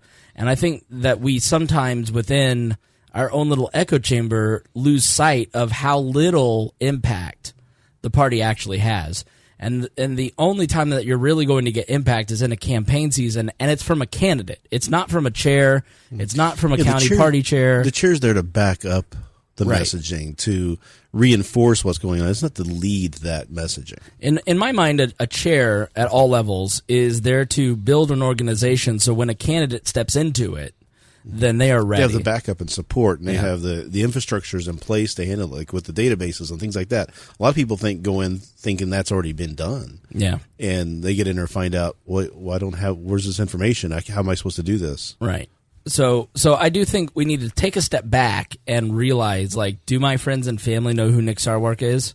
You can take an informal poll. I guarantee your coworkers don't know. And they don't care what he's saying. They don't care what Arvin's saying. I had family who I've talked to about libertarianism for, off and on, just randomly for a while. But they don't know anything about it, but they voted for Gary Johnson. Right. Those people come up to you and they go, who you got running for governor? Those are the that's what they're interested in. They don't care about the chair or what their messaging of the National Party is. And I think that Nick was right in that it needs to be fairly broad and set by the membership, because if it's set by the membership, it is going to be broad. It has so to be you broad. can be open to a wide swath of people. There, there are people who think that come from the right, want a more conservative platform. There are people who come from the left who want a more liberal platform. It's like the platform ultimately is meaningless. There, maybe a voter will go and read what a platform is about, but really they don't care. They want to know what the candidate is true, saying. but also is the candidate in the party, isn't there an agreement that the candidate has to basically stand by that platform? And I'm sure there is. I don't know. Okay. I'm sure there Karen is. Ann was talking about it once, but I mean, whatever. she was very upset about it. We have the upper echelon of leadership. One of them is trying to inflame people as much as possible, push people away from the party. One of them puts out memes, applauding a student walkout to take away our gun rights. We have to find a consistent, principled message. It doesn't have to be a centrist message, but we can't constantly try to pander to the old parties. We can't be inflammatory and push people away from our causes, because we're trying to build a base. We're trying to get more membership. And there's a lot of people out there that are staring at us right now. So I think if we can just find a really consistent message, that stays true to our platform, stays true to our principles, but doesn't pander and doesn't inflame, I think we'll really see a big growth that we're not used to. Now, but do you think that Nick wants Arvin to, do you think that Nick is, I would guess Nick has probably texted Arvin a couple times and been like, bruh, what are you doing? No, he said it when he decided not to vote to oust him, he also said that I won't be nominating him again, and our strategies are divergent. We do not agree anymore. He basically just, in Nick way, disowned him, basically. But let's say which is indirect, which is inefficient and ineffective. But I would say in Joshua, if you really think about what Joshua was saying there, we need consistent messaging. So he's going to tell people what to say, how to say it. Mm-hmm. I can tell you that's not going to go over well with libertarians. How are you going? So I think that if you see Joshua or during the debate season or at the convention, how are you going to achieve? This is where I think Mark probably should have asked a follow-up question. How would you achieve that? Nothing against Mark, because it's really hard to do this stuff and think about what's going on and ask these questions. But I would just say to Joshua, how do you plan to achieve that? Because we're libertarians. Get two libertarians in a room, there's four opinions. It's very difficult for you to get a large overarching organization to march to the same beat, especially when it's full of libertarians. So what's the goal there? I would have liked to have heard him kind of flesh that out a little bit more, and maybe he will. And then there's that kind of rhetoric of pandering. If we do something to send a message to people who are of one side or the other of the political spectrum and say, hey, you've got the right problem, you don't have the right solution, and we have a right solution for you, and here's why, that's considered pandering. Right. I mean, it's not considered pandering. It's trying to convince those people that they're in the wrong party. They need to be over in our party. They just have a little thing stuck in their head that's preventing that. Right. A lot of people are Democrats because they just cannot stand Republicans, and that's the only place they think they can go to. They don't like the progressives. They don't like that messaging, but it's better than the alternative. If we could show that there's some place that actually fits what their thoughts are, because 60% of the people are really libertarian if you go look at it. They just, if you don't name it that, and would be much more at home in our party than the other two, but they don't know that. Right. So, all right. So there's a little more to this. Let's hear what it is. Nick, just since you were mentioned there, do you want to respond to anything Joshua said? Yeah, I don't recall ever saying that I don't think it's a good idea for the party to be growing. I may have said, and I do believe, that a membership metric is not a good metric for a political party. I'm sitting here looking at results out in Nebraska, and it doesn't count Libertarian Party members. It counts votes for one of our elected officials. So votes and voter registration are the metric that matter for a political party, and money. The membership model, the idea that this is some sort of club, is one of the things that I think has served its purpose and it's time to grow up past. But I don't think I've ever. Oops. I cut that off a little too early, but I tend to agree with Nick. And this is a debate that's kind of gone on under the radar. Are we a party that measures by membership, or are we a party that measures by dollars like the other two? And I think that's something you're going to hear a lot. I think there's arguments on both sides. So let's hear like Nick and Josh kind of go back and forth on this. I just wanted to drop a little saying here because I still have a really big problem with what Nick said about membership not being a driving indicator of success. Would you not say that those members are the ones who become activists for us? We have this goal of running 2,000 candidates across the country, and we barely have enough volunteers for 500 candidates.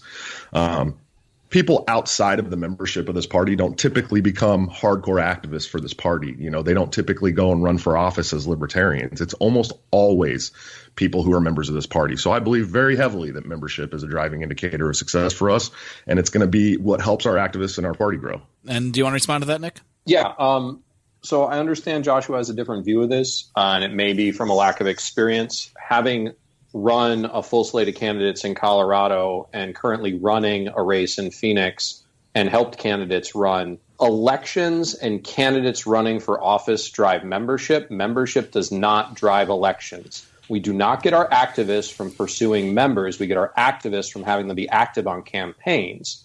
And had Mr. Smith continued with his State House campaign, he would have a ton more volunteers who would have gotten involved because they would have been inspired by his message, and he would have had a shot to win there. And I'll let you respond to that, Josh, since you were also mentioned there as well. Well, I mean, I've inspired hundreds of people around the nation currently with my chair candidacy and got them involved, but they weren't touching the party prior to this, due mostly to messaging. So that's all I need to say. Yeah. So I guess did Joshua drop out of a race to run for chair? He dropped out of a race. I don't know if it was to run for chair. Okay. All right. I think they're both right. I'm not fence sitting here. I think that there is some validity to what they both said. I think Joshua in this debate made a very cogent point that the goal of 2,000 candidates is way too much and way more than the party can handle. That in and of itself is the problem that needs to be fixed. You need to build a core of volunteers. So how do you build volunteers? You do need data, and data is gotten in the libertarian movement by membership currently. Well, and having a goal isn't necessarily a bad thing. I don't think anybody says if we only do 1,500, we have failed in our mission. Right. So I think that we just need to make sure that – I think the party needs to make sure that they are not overtaxing the people that they have, which they currently are.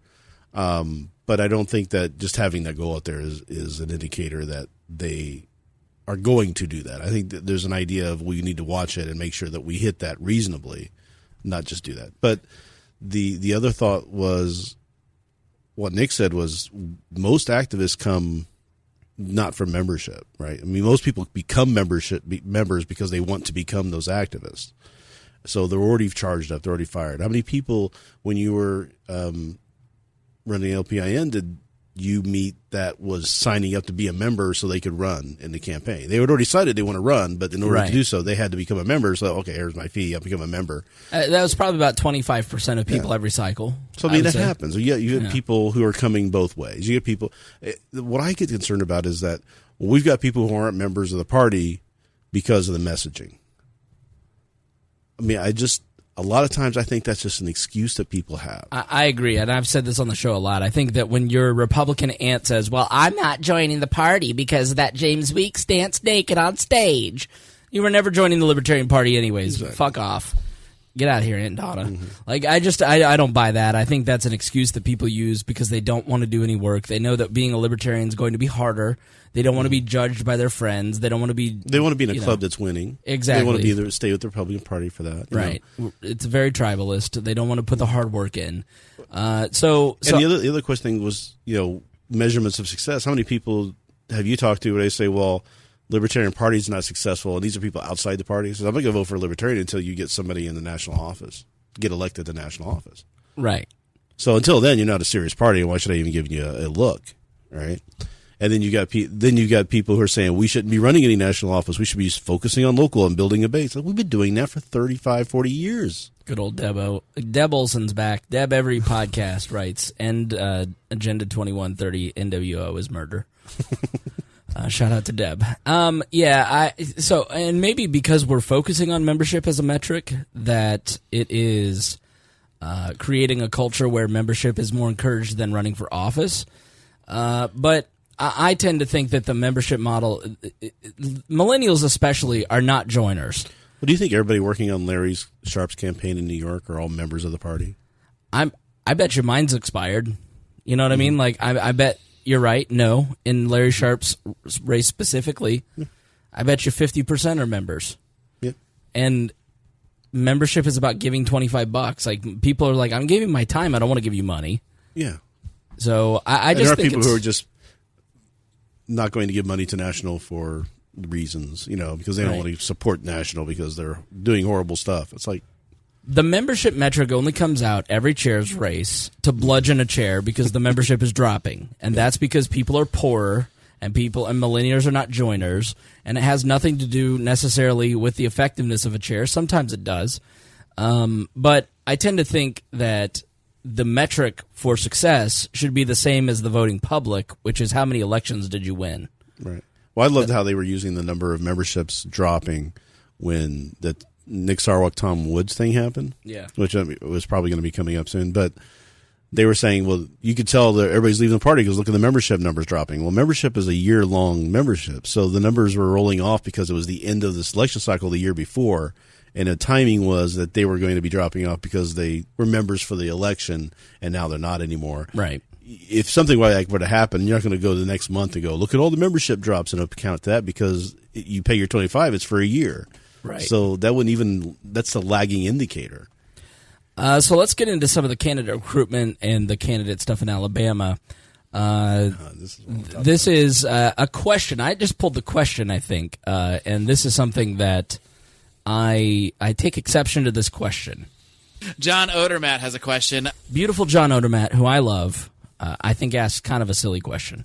He wants to know, which is the best method to growing the party when it comes to candidates? Is it better to run 2,000 or so decent candidates or to run 200 highly qualified candidates who are, either great communicators or successful businessmen or what have you, and to really rally around those candidates themselves? Is there one strategy or the other of those two that you see as being better? All right, so here's my issue with that question is that, and this is a common question, it's creating a binary out of something that the party can't control. Mm-hmm. If you are, I have been responsible for recruiting candidates, and at one point I recruited 120 candidates in 2010, and then in 2012 I recruited like 25 candidates. Because in 2010 our goal was to run a bunch of people, anybody, put them on the ballot, because we want to get more names on the ballot to raise, including Dennis here. Right. We want to get names on the ballot because we want to raise our votes for the Secretary of State's race. Mm-hmm. And what I found during that race is that the 80% of them who were paper candidates were embarrassing to the party because they didn't have headshots, they didn't have a website, they didn't have an email, they didn't have a bio, they didn't have questionnaires filled out and returned to news outlets.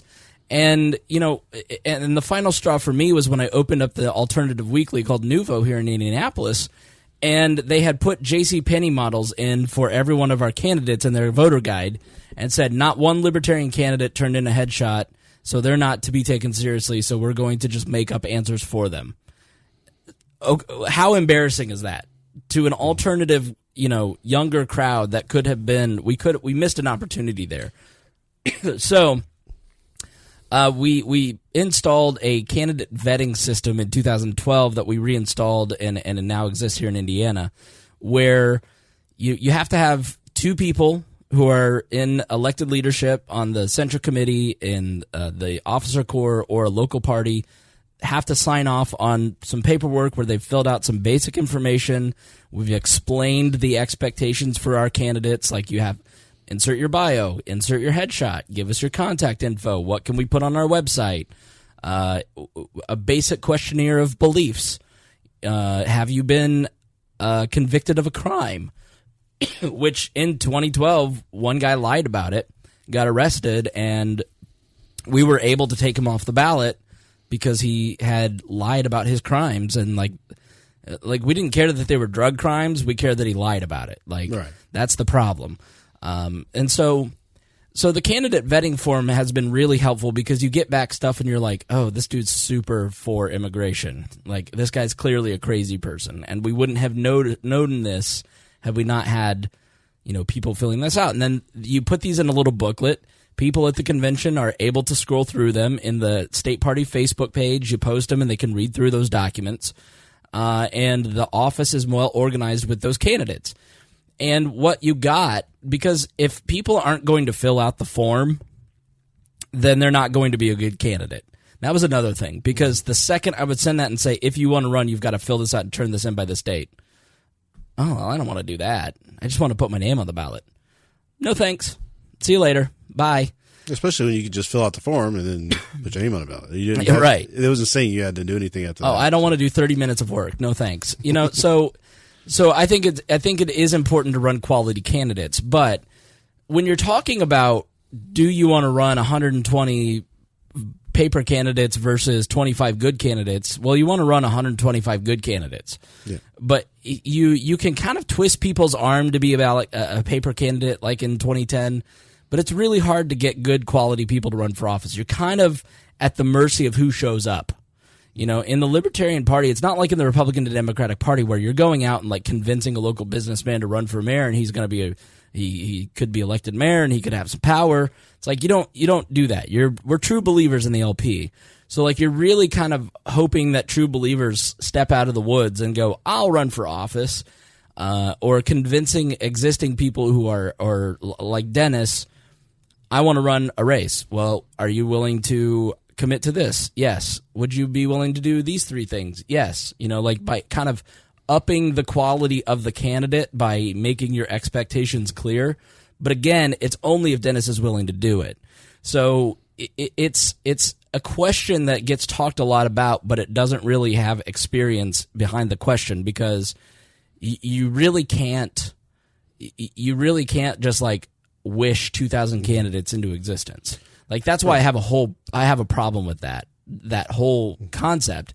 It's hard to recruit candidates for the Libertarian Party. It just is. Yeah, there's a lot of empty spots at the Indiana convention when I was looking. I noticed there was just a lot of empties, and it's just like, well, it'd be great if we had, and I know Nick has said this before, he wants to give every single person who has a ballot to vote for an option to vote for a Libertarian. It's a huge thing, because when people go to and they see a local Libertarian candidate, they go, oh wow, there's that's the biggest advertising that the LP can do. And people don't realize is that when there is a Libertarian Party candidate on their local ballot, not for president, but like for town council or for Congress, they go, there's a party here? And then they call you the next day.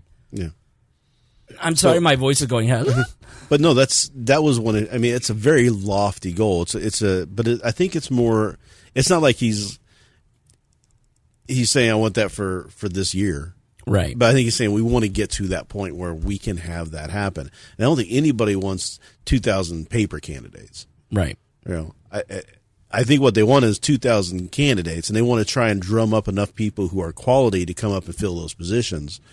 But that's got to be something really done at a state by state level. It's just not a national thing, the national chair thing, right? So that's just another one of those issues where, is this the function of a national chair to be interjecting itself into who the states are putting out for their candidates?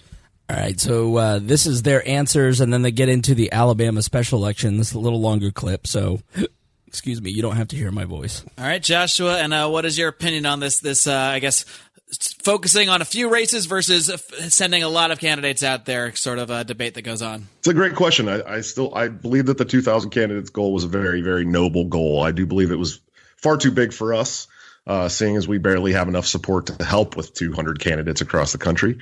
I think that our current candidate support specialists are overworked, completely overworked, and I've had conversations with one of them, and you can visibly see the tiredness from being overworked.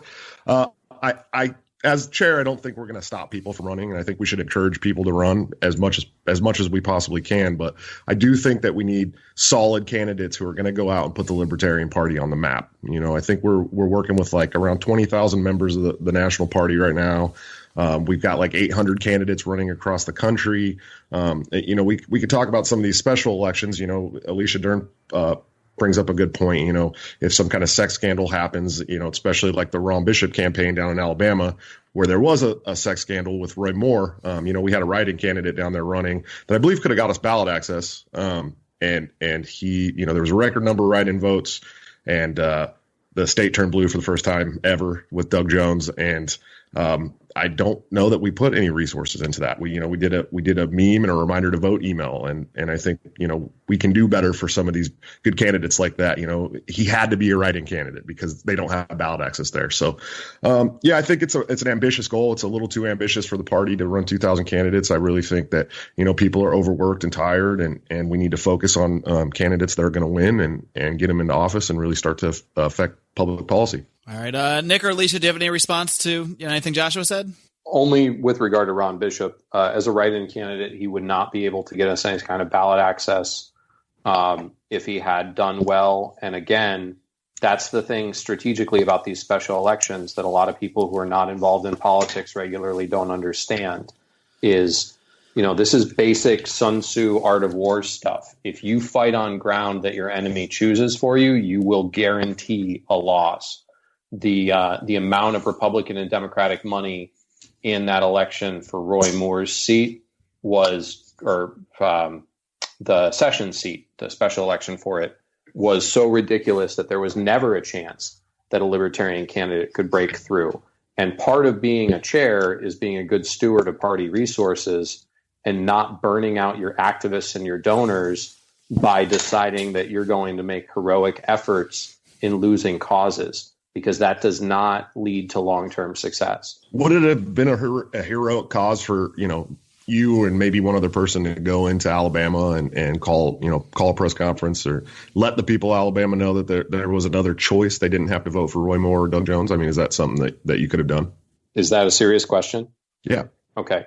Then I'll give you a serious answer. It's a national political party with an entire country, and you can't run around from state to state as a national chair like a child playing soccer running after the ball. You have to learn where your position is and do the things that are best for the overall organization and the mission. You can't be, kind of running from spotlight to spotlight, because then you're not executing your plan. You're executing the plan of your opponents. It was a special election, right? Was there a bunch of other spotlights you had to run around and take part in during that election? Or we can't win a Senate race. It's not. I don't think. That is the voice of Alicia Dern, who is no longer in the chair's race, as we mentioned. It's about winning. It's about the nation's media had descended on the state of Alabama because of Roy Moore, and we didn't take part in that media whatsoever. We did nothing. It was a ball drop. I guess I'll follow up and just ask Joshua, what would you have done if you were the Libertarian chairman? Or would you be flying physically to these locations when you see a special election? Would you just stop whatever it is you're doing, whether it's in your day job or your role as a chairmanship, just to go do that? In that specific occasion, I would have got a hold of the Libertarian Party of Alabama and asked them if I could come there, because you want to make sure that you're not jumping in front of the state party. I would have asked them if I could come there, and I would have found ways to get us into the media. Absolutely. All right. Do Alicia or Nick want to respond to that at all before we move on? One thing I'll say that I do think there was a media opportunity there. I do not know, and therefore will not presume to assume that I know what the LNC did to take advantage of that, because I will tell you one thing: we get media blackouts, and to act like that's not true, I think is naive. It doesn't matter how big a story is; we will be suppressed. And so, one of our main strategies, we have to have a media strategy that isn't just dependent upon getting invited onto CNN. I'm not sure, although I think it's an interesting idea, but I'm not sure that a press conference would be attended by the mainstream media. And I think Alicia Dern kind of has it right there. I just don't. I mean, having followed that really closely, I don't think they would have cared. I think Joshua probably does have a point that there was some media opportunity there, but I don't know what the National Party or Nick specifically did or did not do besides sort of a tepid push of Ron Bishop. I actually was encouraged by the Alabama stuff because I saw more promotion of Ron Bishop from activists than the party, which I thought was really good. I mean, we were constantly bombarded, like, why aren't you talking to Ron Bishop? It's like, because I don't know.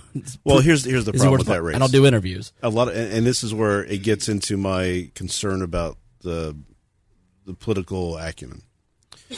That race was very different than most every other race. First of all, it was like one of the first real tests of the resistance against Trump. Yeah. The Democrats put a lot into there because they wanted to show that they're going to flip everything back blue and it's just going to be blah, blah, blah, right? So that was it. So they put up a candidate that was a literal hero to a large portion of that community. Right. Right.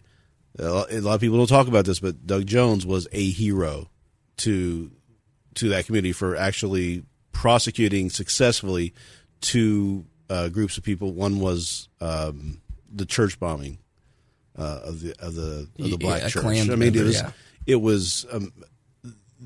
that's why he had like 95% turnout from the black community for him. He was always going to probably win that race. And then the sexual stuff happened, the attacks there and the accusations, whatever. So the media is going to be focusing on how is this beating Trump, and two, what's the salaciousness of all this that's going on. They're not going to give up their ad dollars for the viewing that they're getting on those stories to cover. Oh, this libertarian that has zero chance of winning. Mm-hmm. They're never going to give that any press. I did like Alicia's dig at Nick saying our strategy can't just be being invited on CNN, right? And that's where I do think both these candidates fall flat, is that they don't have a media strategy whatsoever. Well, I really think that. So we have two people working with campaign and outreach and stuff, but why don't we have a media person? One person just on the payroll, underneath the executive director, whose job it is to be this message to the media constantly, going on and trying to get involved in those conversations when they have the Democrat on the right and the Republican on the left. Let's get a Libertarian in there too. Let's get some of those going on. Let's have that, and then we can kind of counter that with, if something like Arvin happens, maybe that some of that stuff can get filtered through there. Right, so we could have a person who could be the spokesperson media-wise for. Let's put Arvin in charge of it. Well, you know what I'm saying. Right. It would counter that. So maybe we say if you're on the chair, your social media has to kind of follow some rules through the social media person. And I can tell you, I mean, our audience is 7 times the national convention, and it's a lot of Libertarian Party people. Mm-hmm. I've been waiting for 2 months to know if I'm getting credentials to New Orleans. I've talked to Daniel Hayes, the head of the convention. Oh, I'm not in charge of that. Talk to somebody at the national office. Okay, well, guys, let me make this clear to you. I'm going, but I don't give a fuck about. I'm there to meet people. Like, you know what I mean? Like, I'm not there to cover the party. I don't have to. And I think that's part of the problem. Make it easy on me when you're like. Yeah. I'm not some. I'm talking to your people. So why should I be sitting here having to wait 2 months down the line? Mm-hmm. Like you should be sending me press releases. You should be calling me. Like the Adam Kokesh people are 5 times better at media outreach than the Libertarian National Party. So it's just mystifying to me that they don't have anybody that does that stuff. Right. And whose responsibility is it? Is it just people on the committee who are put into these I know to do this stuff, but it's like I know to call Robert Krause because I've been around and I have experience. Yeah. But I shouldn't have to be sitting here going, "Oh, I got to make time to call Robert Krause." No, I sent you an application 2 months ago. I sent you my information. That should be acted on immediately by whoever. Within a week, I should have. Here's your credentials. Thank you for covering us. What information do you need to know? Right. And I think a media person would be perfect for that. I really think that that's something that needs to be thought about. Let me be clear, Wes Benedict. I'm all you've got. Okay, Reason may show up. They've never showed up until 2016. C-SPAN covers it, and that's it. I'm it. Me and Lions of Liberty. That's what you've got. Treat us nicely. Yeah, Lava Flow probably won't be there, will they? Who? Lava Flow. And Roger Paxton will not be making That's the what I was convention. saying, yeah. All right, before my voice completely craps out, let's this is kind of another inexperienced. This is another question that I think would be on like the populist libertarians wish list, and then I think Nick gives a good answer of like, here's why that doesn't happen. So let's take a listen. This is sort of an interesting premise here. William Wells brings up a question, and that's William Wells. I know. Okay. I had to listen to it a second time. Me too. Like, what, really? Well, yeah, because it's a question about William Weld.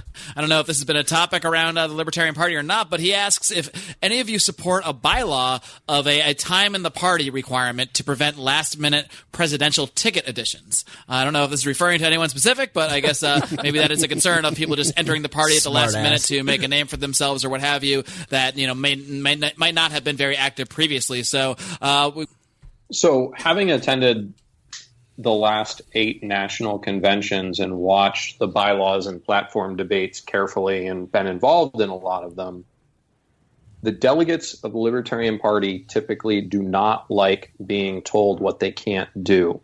So whenever people come up with a bylaw that says you can't nominate someone for president unless they sign some sort of contract, or you can't nominate someone for president unless they've been in the party for a particular period of time, or you can't do X or you can't do Y, the delegates at convention are very mistrustful of the bylaws proposals that would take away their power. We've seen it when we've tried to do slates. We've seen it when we've tried to do longer LNC terms. They're libertarians. They're naturally skeptical of centralized power. And so anything that smacks of a rule that would take their power away from them is probably dead on arrival and unlikely to get any sort of 2/3 vote. I trust the delegates. We had an argument inside the national office going into the 2016 convention where there were staff members who thought we shouldn't put up on the website candidates for the presidential nomination who didn't have a lot of support or who were seen as too wacky or crazy or whatever. And I pushed back against that and said, everyone has a voice. Everyone has an opportunity. We're going to have an open field for this nomination. And I trust the delegates in convention to make good choices for the Libertarian Party. And I'm going to fast forward to the end when he's giving his closing statement because I thought this was kind of in the same vein. We have an opportunity here. A midterm election is where people switch away from the party in power to the other old party in that kind of back and forth pendulum. We have an opportunity to put our candidates out there to present a coherent alternative that actually means something to the American people. And how we do in the 2018 midterm elections determines who cares to seek our nomination in 2020. There are people around the country who like to talk about, I want Penn Jillette to run for office. I want Drew Carey to run for president. I want John Stossel. We all have our favorite people who we'd like to run. But the truth is that most of those people have jobs and they're not interested in doing it. So we don't get to go out chasing our preferred candidate. What we get to do and what we're able to do as libertarians is build the party into an attractive vehicle where more and better people want to come over. We work for the reelection of people like Ebke and Finney and Dyer so that people who do come over feel like they'll be supported. We support people like Aubrey Dunn, who's running for Senate in New Mexico, who is currently an elected statewide land commissioner. We do the things necessary to grow and to move forward and not to squander the resources and the energy of our membership. Yeah, and I will say that the party seems, when it comes to Laura Ebke in particular, better about supporting some of those folks. We had Ed Coleman was on the Indianapolis City County Council, and he switched in 2013, or he's running in 2013. City councilor in Indy running at large for 1 million people in a state with a straight ticket, so it was tough. The LNC, after a lot of fighting, gave Ed, I think, $50,000, but that was the limit of support. There wasn't really any other support that they gave. There wasn't any national press releases or any kind of volunteers being trucked in. Part of that may have been the candidate. Ed was a fairly grotesque human being, to be honest with you. At least in the level that was running at. Well, just in general, I'm saying. He may be better now, but I mean, he was very off-putting at the time. So people may have been turned off by that, but there wasn't. I guarantee he was representing more people than Laura Ebke represents. But there is a very big push for some of these big candidates like Larry Sharp, Laura Ebke, and some of these other folks. There's one in Montana, the land commissioner in Arizona he just talked about.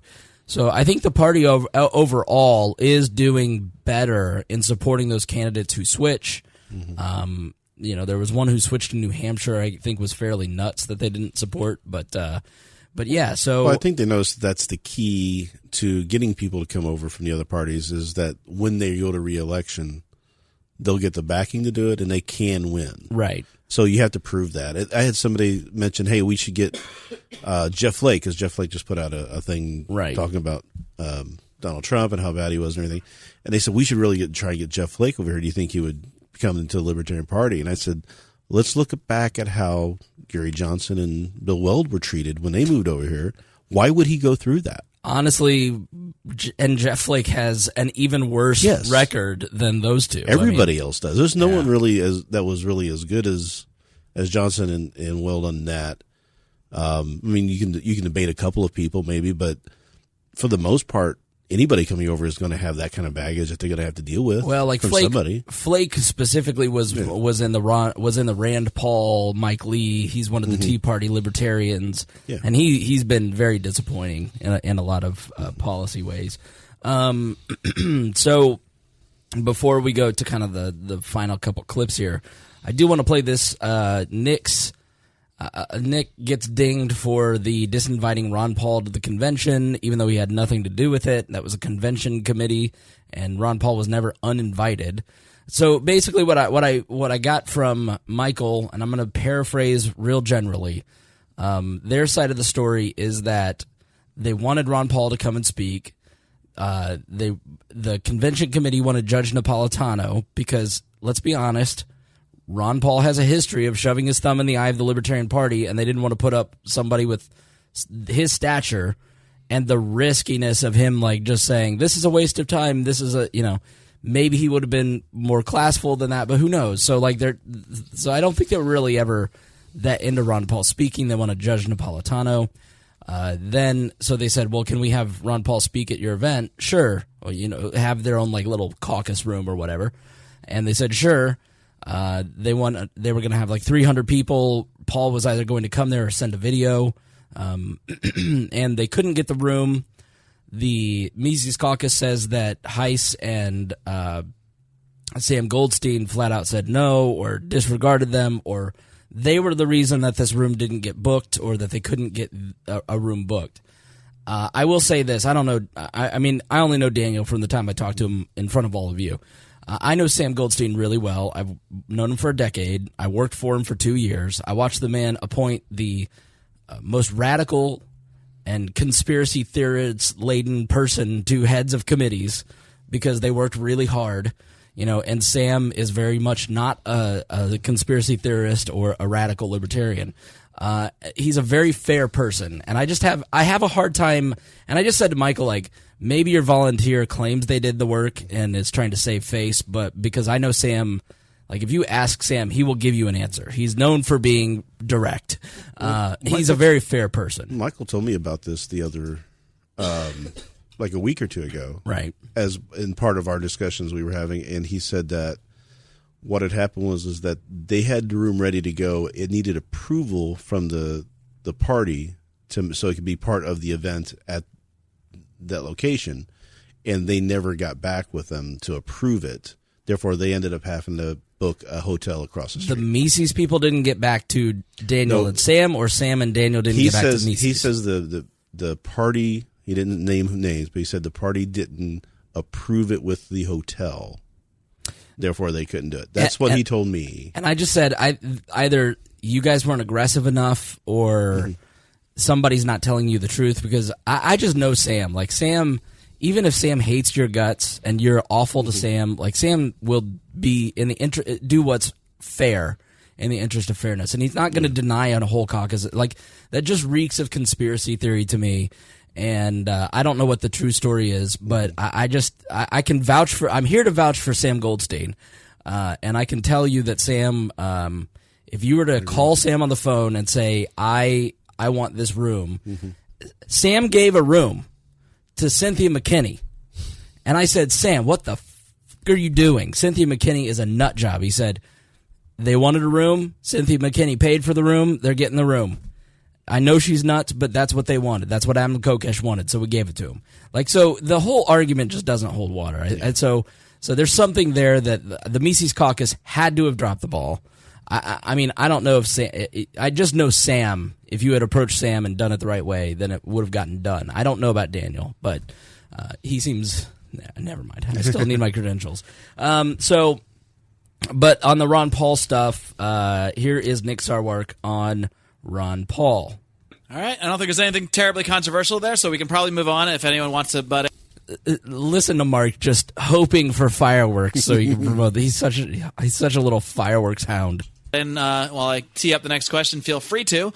But otherwise, I'm going to move on to, let's kind of change directions a little bit. This question is from Joey Meyer, and he asked an interesting question. He wants to know what each of you think of the Ron Paul movement of 2008, 2012. Now, that might seem like a toss-up for libertarians, but the second part of that question is, and whether it brought people to the Libertarian Party. Because as we all know, Ron Paul always ran as a Republican. Many people were inspired by him, but what effect did that have when it comes to the party itself? This, to me, feels like a litmus test. Like, this is a litmus test question. It's a litmus test for that group who are wanting to elevate. It's the Rand Paul revolution. Yeah, it's the right. The Ron Paul revolution. Yeah. Nick, we'll let you start. So the Ron Paul movement of 08 and 12 was something I watched very carefully.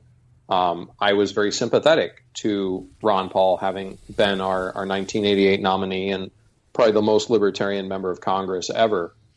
It did bring a lot of people to the Libertarian Party. I run into libertarians on a daily basis who said that they ended up in the Libertarian Party because they got excited about Ron Paul and they realized that the Republican Party that he was a member of did not actually reflect the views that he had, that he was constantly an outsider in his own party. And if they wanted to make change, they had to move to a party that actually allowed them to find their voice. You know, one of the saddest things to watch in 08 and 2012 was state parties and national conventions silencing the democratically elected voice of these Ron Paul delegates by shenanigans and backroom deals. So there's no doubt that Ron Paul has brought lots of people to the Libertarian Party. The question is, where do we go from there? Ron Paul is not seeking political office again. He has run for president in 88 as a libertarian and in 08 and 2012 as a Republican.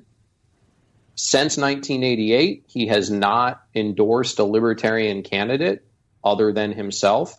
He has endorsed over 30 Republican candidates in that period of time. So it's not that I would in any way deny the idea that people come in through the Ron Paul movement and that's their gateway drug to the Libertarian Party. But there's a question of, where does that movement go? Where do they go other than the Libertarian Party? There are no libertarian Republicans standing up. And at this point, the Republican Party is doing everything they can to cut the knees out from any Republicans that show libertarian tendencies. And it leads to weird stuff like, Rand Paul supporting Mike Pompeo. I mean, bad stuff happens when you join the Republican Party. Yeah, so I mean, as chair of the Libertarian Party, I expect Nick to say that. But there has never been a more I don't think there's been a stronger libertarian movement within the Republican Party in the 20 years I've paid attention to politics. I think you've got Justin Amash, Thomas Massey, Rand Paul, and a whole new generation. I think the next generation of Republicans, all my peers who work in the Republican Party, are very libertarian. Like, the social conservative stuff is not what it once was, especially not in the millennial generation. What it really comes down to is foreign policy. That is really where when we get to a point where there's a war, that's when you'll start seeing who the real libertarians are or not.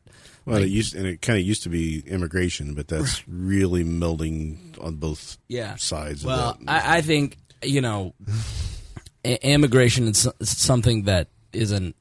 It may or may not get solved, but quote unquote solved. Like it's hard to stop human migration when it comes to freedom and personal economics, but war is something that you can stop. We stopped it in Libya. We stopped it in Syria. We stopped it. I mean, people were so mobilized against new wars under Barack Obama. Now, did he send in drones? Did he engage militarily in those places? Yes, but he didn't escalate. And trust me, there's pressure too. So I think war is just one place that we can't compromise. You cannot compromise on it because war is the great destroyer. It eliminates every facet of freedom. Well, it creates more problems than it ever really solves. Yeah. For the most part.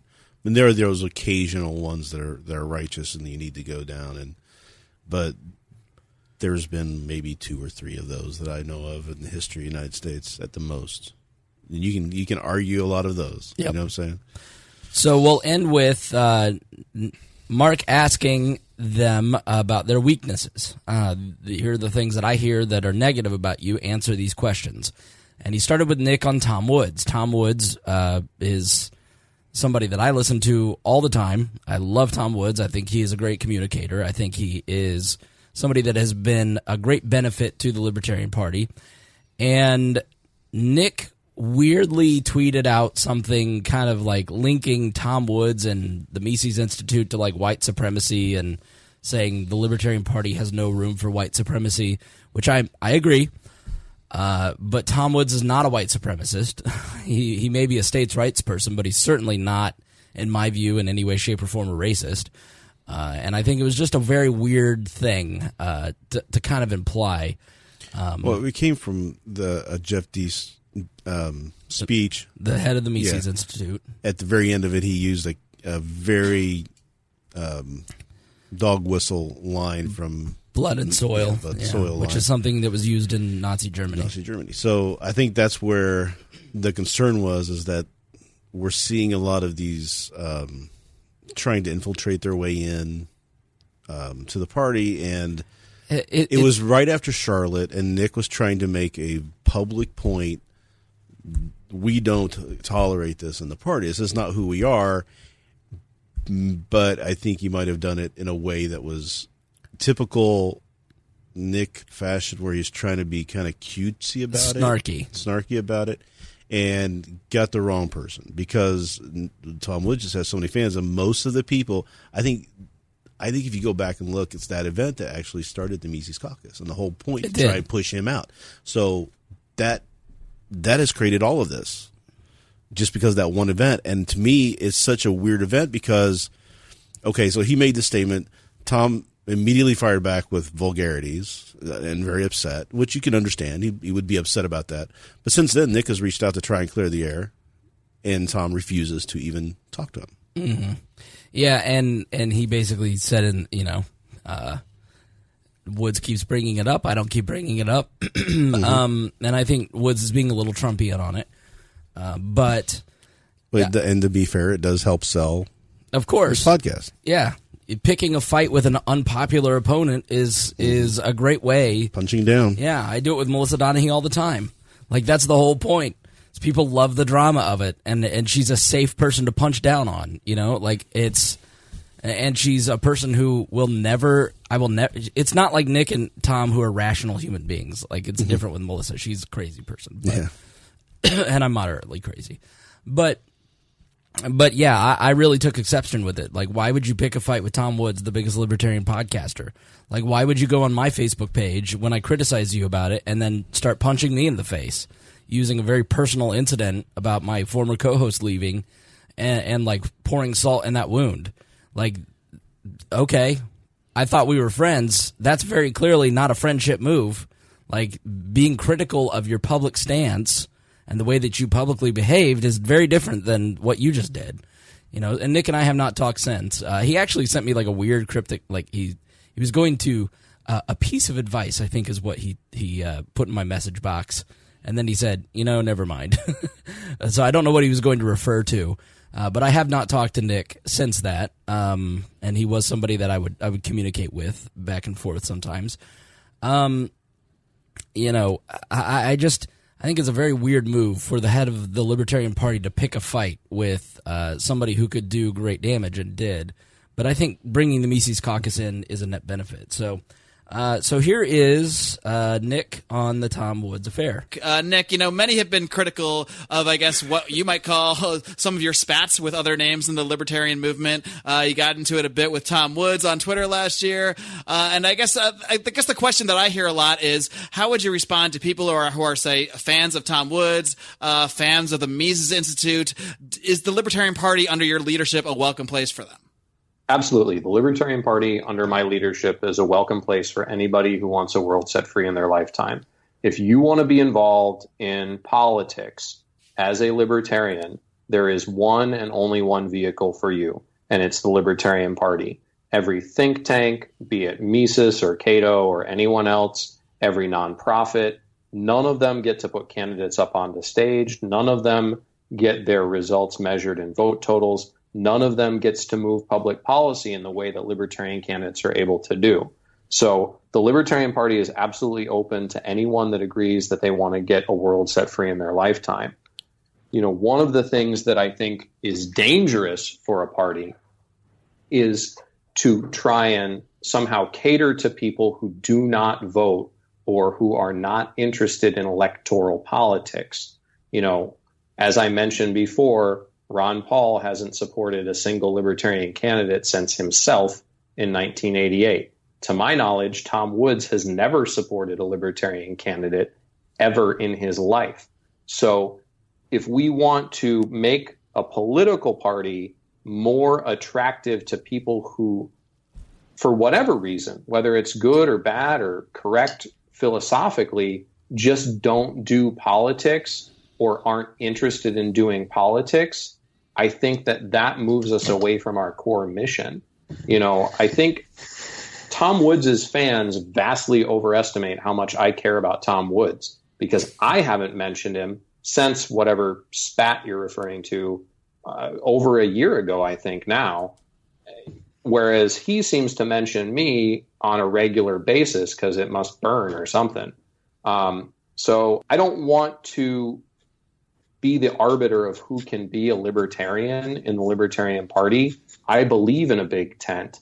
And what I get concerned about is I see some of my opponents who do seem to want to be an arbiter of who can be a libertarian, who do want to say so-and-so is not libertarian enough, or so-and-so's views are so outside of our party that we can't let them in the door, or so-and-so said nice things about Hillary Clinton, and so he can't be considered by the delegates as a potential candidate. That kind of exclusionary stuff, I think, is much more damaging to a political party when you're trying to exclude people who are trying to be involved in politics. And I do think that his point about exclusionary politics is a fairly good point, especially when you're running to be a functionary.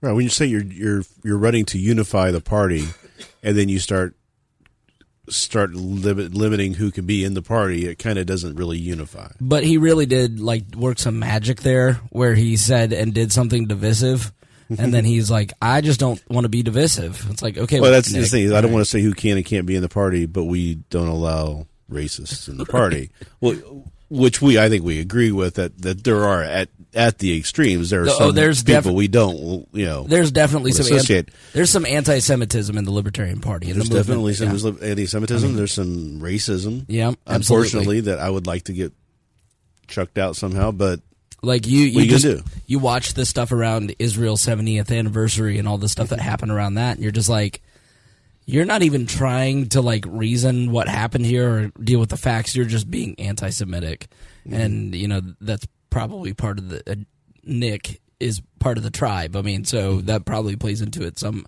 not Tom Woods, not Joshua. But I do think that those elements do exist, and I do think he was trying to distance himself, but he was being exclusionary. So don't give us the story that you weren't being exclusionary. Yeah. Even though your point is right, your behavior didn't match your words. Well, I think where he's trying to say is that we shouldn't be exclusionary for the most part. Right. There have to be some some discretion. But just like the examples he gave were very good ones, where just because somebody was nice to Hillary Clinton, do you want to just say he's not a libertarian and kick him out? Or do you want to say, there's a lot of people are concerned with the socialist movement inside of the party, where there's like a handful of socialist libertarians. Don't let them in the party. Don't let them in power. Don't let them have anything to do on the platform, but use them if you want to. I mean, they're willing to work hard. Let them work hard. The harder you fight against somebody, it's like the kneeling in the NFL. By banning that, all they're going to do is make that stronger. Like anytime you suppress free speech, the more you tell Arvin to stop doing it, he's going to do he more. Does it. Yeah, I mean that's so. If you're chair of the National Party, you need to be open to everybody. And I do think that Joshua represents, I think he's well-meaning, but I think he represents the protest vote against the current power. Mm-hmm. And I think, which is hilarious because that's always been Nick. Nick has always been kind of leading that independent anti-power.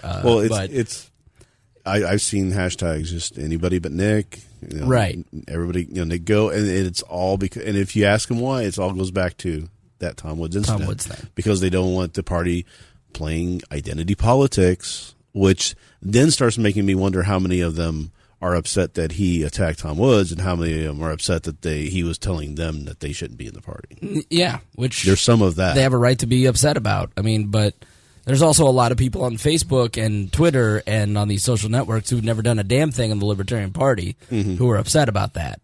A lot. And that's kind of his point. It's like, I'm not wasting my time on people who don't participate in the Libertarian Party. They're in the Libertarian movement. They're not part of the party. So I don't know. I think he was wrong in doing it.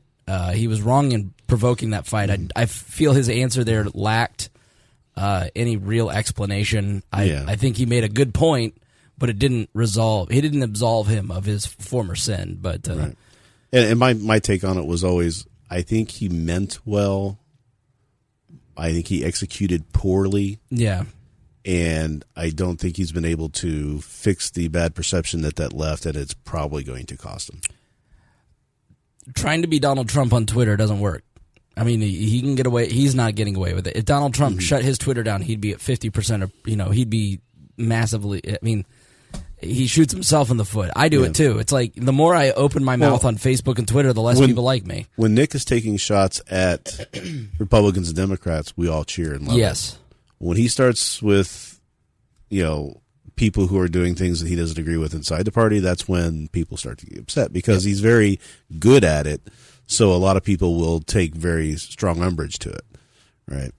So his line about your parties, your tears are delicious and your parties will die. It's wonderful. Everybody loves it. T-shirts are made, go. But then he turns that over here and everybody's like, whoa, you can't do that. It was unnecessary. Yeah. It was unnecessary to pick a fight with me. So in my mind, I've said Joshua has a lot of experience. He shows some of that. He answers that question. All right, we're going to move on to I'm going to go over to Joshua now for this one. And I think by far the biggest criticism I've seen of you out there, from your fellow opponents as well as other people is basically just your lack of experience, both when it comes to dealing with the National Party and dealing in sort of an administrative role at the level that the chairman takes. Now, you're going into this role with this lack of experience, and a lot of people have even said that you're basically naive about your ability to implement a lot of these big visions that you've talked about and a lot of the plans that you have. And obviously you're very enthusiastic about that, but not everybody out there seems to think that you actually can execute everything that you want and that you have the ability to serve as that sort of arbiter as the chair sort of needs to do. So what would you say to people that just don't think that either A, you're not experienced or ready enough, or that you're naive thinking that you can sort of execute this vision that you have? Yeah, absolutely. And so I have made it no secret that I am less experienced than Nick Sarwark. I know that, and it's something that I carry around with me, but it's only created this need for me to learn faster and meet the delegates to find out what they want. Like I said earlier, I leave for Ohio here at midnight, and will be my 16th state that I've been to in the last 18 weeks. I've shaken over 1,000 hands of the hardest working people in this party, our ground level activists. I've heard what they want to see, what they want National to do. So I have no fear taking the reins and knowing that these are the things that the delegates are going to want to see. These are the things that the membership is going to want to see. And these are the things that they believe are going to make us a more successful party and push us into a direction to have a world set free in our lifetime, like Nick says. Experience be damned. I'm not worried. I've knocked down a lot of goals, a lot of things people said that they didn't think I could do. They said I wouldn't be able to chair a big meeting. I went into the Oklahoma State Convention and I chaired their convention with 15 minutes notice. I'm not worried because I understand that my whole campaign has been run listening to the people that are the most important in this party, and I know that I can get these things done with their help. Very populist message. True. But you ran a political organization before. I've been a manager before. How does that answer sound to you? As if you're going to come in and do that job, are you going to do it based off of what the people who you're going to be overseeing tell you they want it run, how they want it run? I get he's going to manage it for his people. Mm-hmm. I really feel like there's a strain in Joshua that is very Trumpian, and he's tapping into that, where he is going to win for his people. He's representing all the people, but he's really kind of a partisan fighter. That's just, in listening to this, that's how he strikes me. And I don't think that he really understands the job, and I don't hear in that answer a willingness to learn. It's, I'm going to do what I want. I've set the goals out. These goals are based off what people want. You're going to do what I want. And we're going to make this happen. So I think he's going to, and anytime the party has elected a chair like that, i.e. Mark Hinkle, Jeff Neal, they run into a buzzsaw. Because they don't have the power to do the things that they said they're going to do. Because you have to walk in and build consensus. Well, and the fact that the chair doesn't do some of that stuff, the executive director does some of it. Yep. Or the committees do it. Yeah. Committees do it. But the other thing that worries me about all of this is that we talk about how Joshua is kind of the golden child of the Mises Caucus and what goes on there. But Michael's also stated that he is trying to replace every single member on the committee with his people. With the exception of Carol Ann, I think. With Carol Ann, which may or may not happen. I'm sorry. But, that's thinking if we get our people in there and then we get Josh in there, then he can run the thing the way he wants to, and he's going to get automatic consensus from the people who are getting put in. It's not how it's going to work. I know. So I think he's very well-meaning, and I think that he is very passionate. And do I think he'd be a disastrous chair? Absolutely not. It's the least important position in the party. Yeah, no. So and I think he's got a lot of good people supporting him. So but he's definitely, like, in terms of the choices that Libertarian delegates have in New Orleans, it's a better choice than they've had in many past elections. So, I've been hard on both of them tonight, but I think they're ultimately, just the work ethic that Joshua's put into it, I think, has been very. Well, I said the same thing about Michael. The fact that he started that caucus 9 months ago, and it is what it is now. I mean, that shows that he can. I want to see that effort put into candidates getting people elected that really mean something, right? And so this is why I always say, like, respect that hard work. Like, instead of picking on Nick or Joshua or Michael or, whoever runs the Pragmatic Caucus, or Karen, who runs, in my mind, runs the Radical. Yes. Like, these people put a lot of time and hard work into something that they're very passionate about, and you probably have way more in common than you think. Yeah. So thank them for their efforts. And one of them is going to lose, and that's not easy. And a kind word will go a long way. So, so I think you've got to treat this with respect and treat these people as if they're humans. Everybody who's running, everybody who's involved in this stuff, in my opinion, all have their heart in the right place. I may disagree with their methods. I may disagree with their goals, but I don't think anybody's maliciously trying to do anything, like to hurt the party, to make us look bad. They're all doing what they think is the right thing to do, and you can't fault somebody for doing that. So, you have to remember that when you're having these conversations and these little internet fights and these factionalizations, and that's where I get into that, back to that thing where we really should be. We're 95% agree on all of this stuff. If you sit down, I've had conversations where we on Facebook where we get into arguments, and it's like we're night and day arguing about stuff. By the end of it, it's like, we kind of agree on everything here. We just came at it a different way, or messaging was different. We really agreed. So why are we fighting? Why are we fighting over 5 to 10% difference in our thought processes or our goals or where we want the party to go in the end, like the anarchists and the minarchists and the class? I got people saying, get rid of those people. And it's like, why? Let's all get there. And then when that makes a difference in our society, then we can have our big argument and fight and split. No, I mean, why can't you just fight and argue and enjoy each other as people and have differing opinions? Yeah, why does that be? Why you have to personally?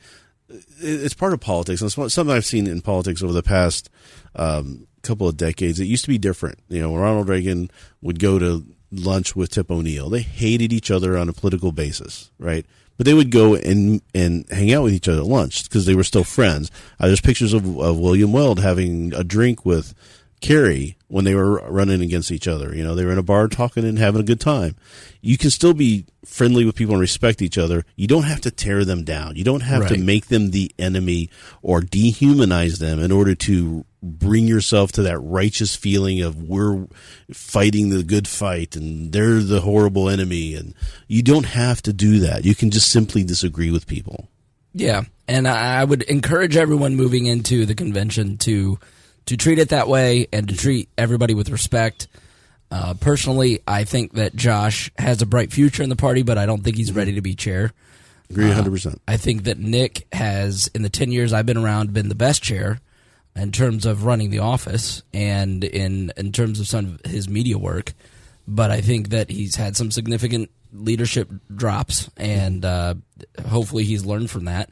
And I think people need to ask, have you learned from this? What are you going to do differently? And that's the concern, too, is will he be effective as an LNC chair, even because of this stuff is still going to linger behind?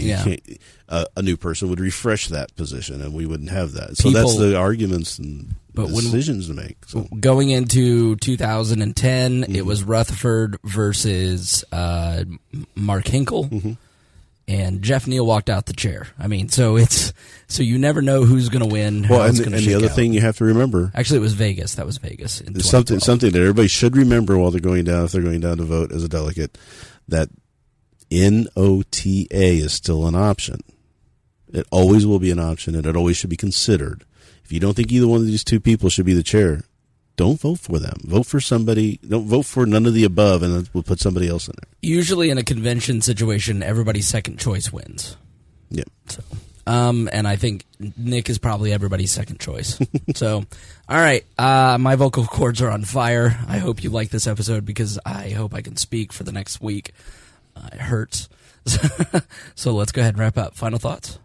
Final thoughts about this is I agree with you that I think that Joshua's probably a little inexperienced and should work he's got a great future.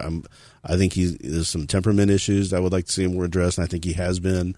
Some experience issues that he's going to overcome, and he's going to be great for this party. I just don't know if he's ready yet.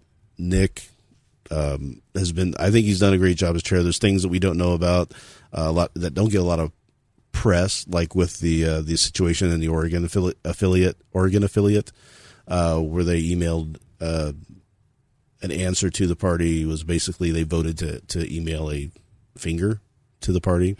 There's a whole story behind it I haven't got yet. I'm trying to find out, but it was hinted at. Oh, dude, the Oregon party's been a mess for 5 years. Yeah, but apparently Nick has been heroic in keeping that going and keeping them in the party. But that doesn't get any press. Nobody knows about it because of that. But, so essentially, what happened in Oregon a few years ago is there was a leadership split. Mm-hmm. Both declared that they were the official Libertarian Party, and the LNC. It's been a battle as to who to recognize as the official party, And it's like, I can't believe it's still going on. Like, how I read a little bit about they went to a judge, and the judge told them to get this stuff out of my court because this is stupid. Yeah. But yeah, that's so. I think that Nick has done a great job. I think he has stumbled. I think everybody's human. I think his heart was in the right place. He just screwed up. But that doesn't forgive him or exonerate him for that. If you don't think he should be chair for that, don't vote for him. Make him answer for it. Yeah, make him answer for it. When you get there as a delegate, go talk to him. That's why I've always said to somebody, because I've always been able to approach Nick on Messenger or email or talk to him. Nick and Joshua, if you listen to this and you have questions for either of them, send them a message. Yeah, they both talk on Messenger. I've talked to both of them several times. My discussions with Josh are usually a little bit more heated, just because he's usually trying to defend Michael when I'm talking to Michael, and then he comes in and gets in there like a little thing. I don't know. It's like, you got a lot to worry about. Well, don't worry about this. That's where my temperament issues come in. Just let some of that stuff go. But yeah, that's always remember that NOTA is an option. Don't let that go away. So, other than that, I'm looking forward. I'm going to be going down there. I'm looking forward to seeing everybody else down there. And, that's pretty much it. I'll be down there. We'll have to do a get together. Thanks to Brandon Luke, Craig DaCosta, Jason Doolittle, and Christy Avery for being our $100 a month subscribers. And missed you guys. Glad to be back. I'm well rested. It doesn't sound like it, but I'm ready to get back to the grind. So we will talk to you next week. Thanks for joining us. Thanks. Thank you for listening to this episode of We Are Libertarians. I'm amazed you made it to the very end, and I appreciate that. And that means that you were a true fan of We Are Libertarians, and any true fan of We Are Libertarians should listen to our other podcasts. We have a whole network of shows. We have the Chris Spangle Show, where I talk about many of my varied interests that aren't political, a lot of podcasting talk, if you're interested in getting involved in podcasting. The Brian Nichols Show.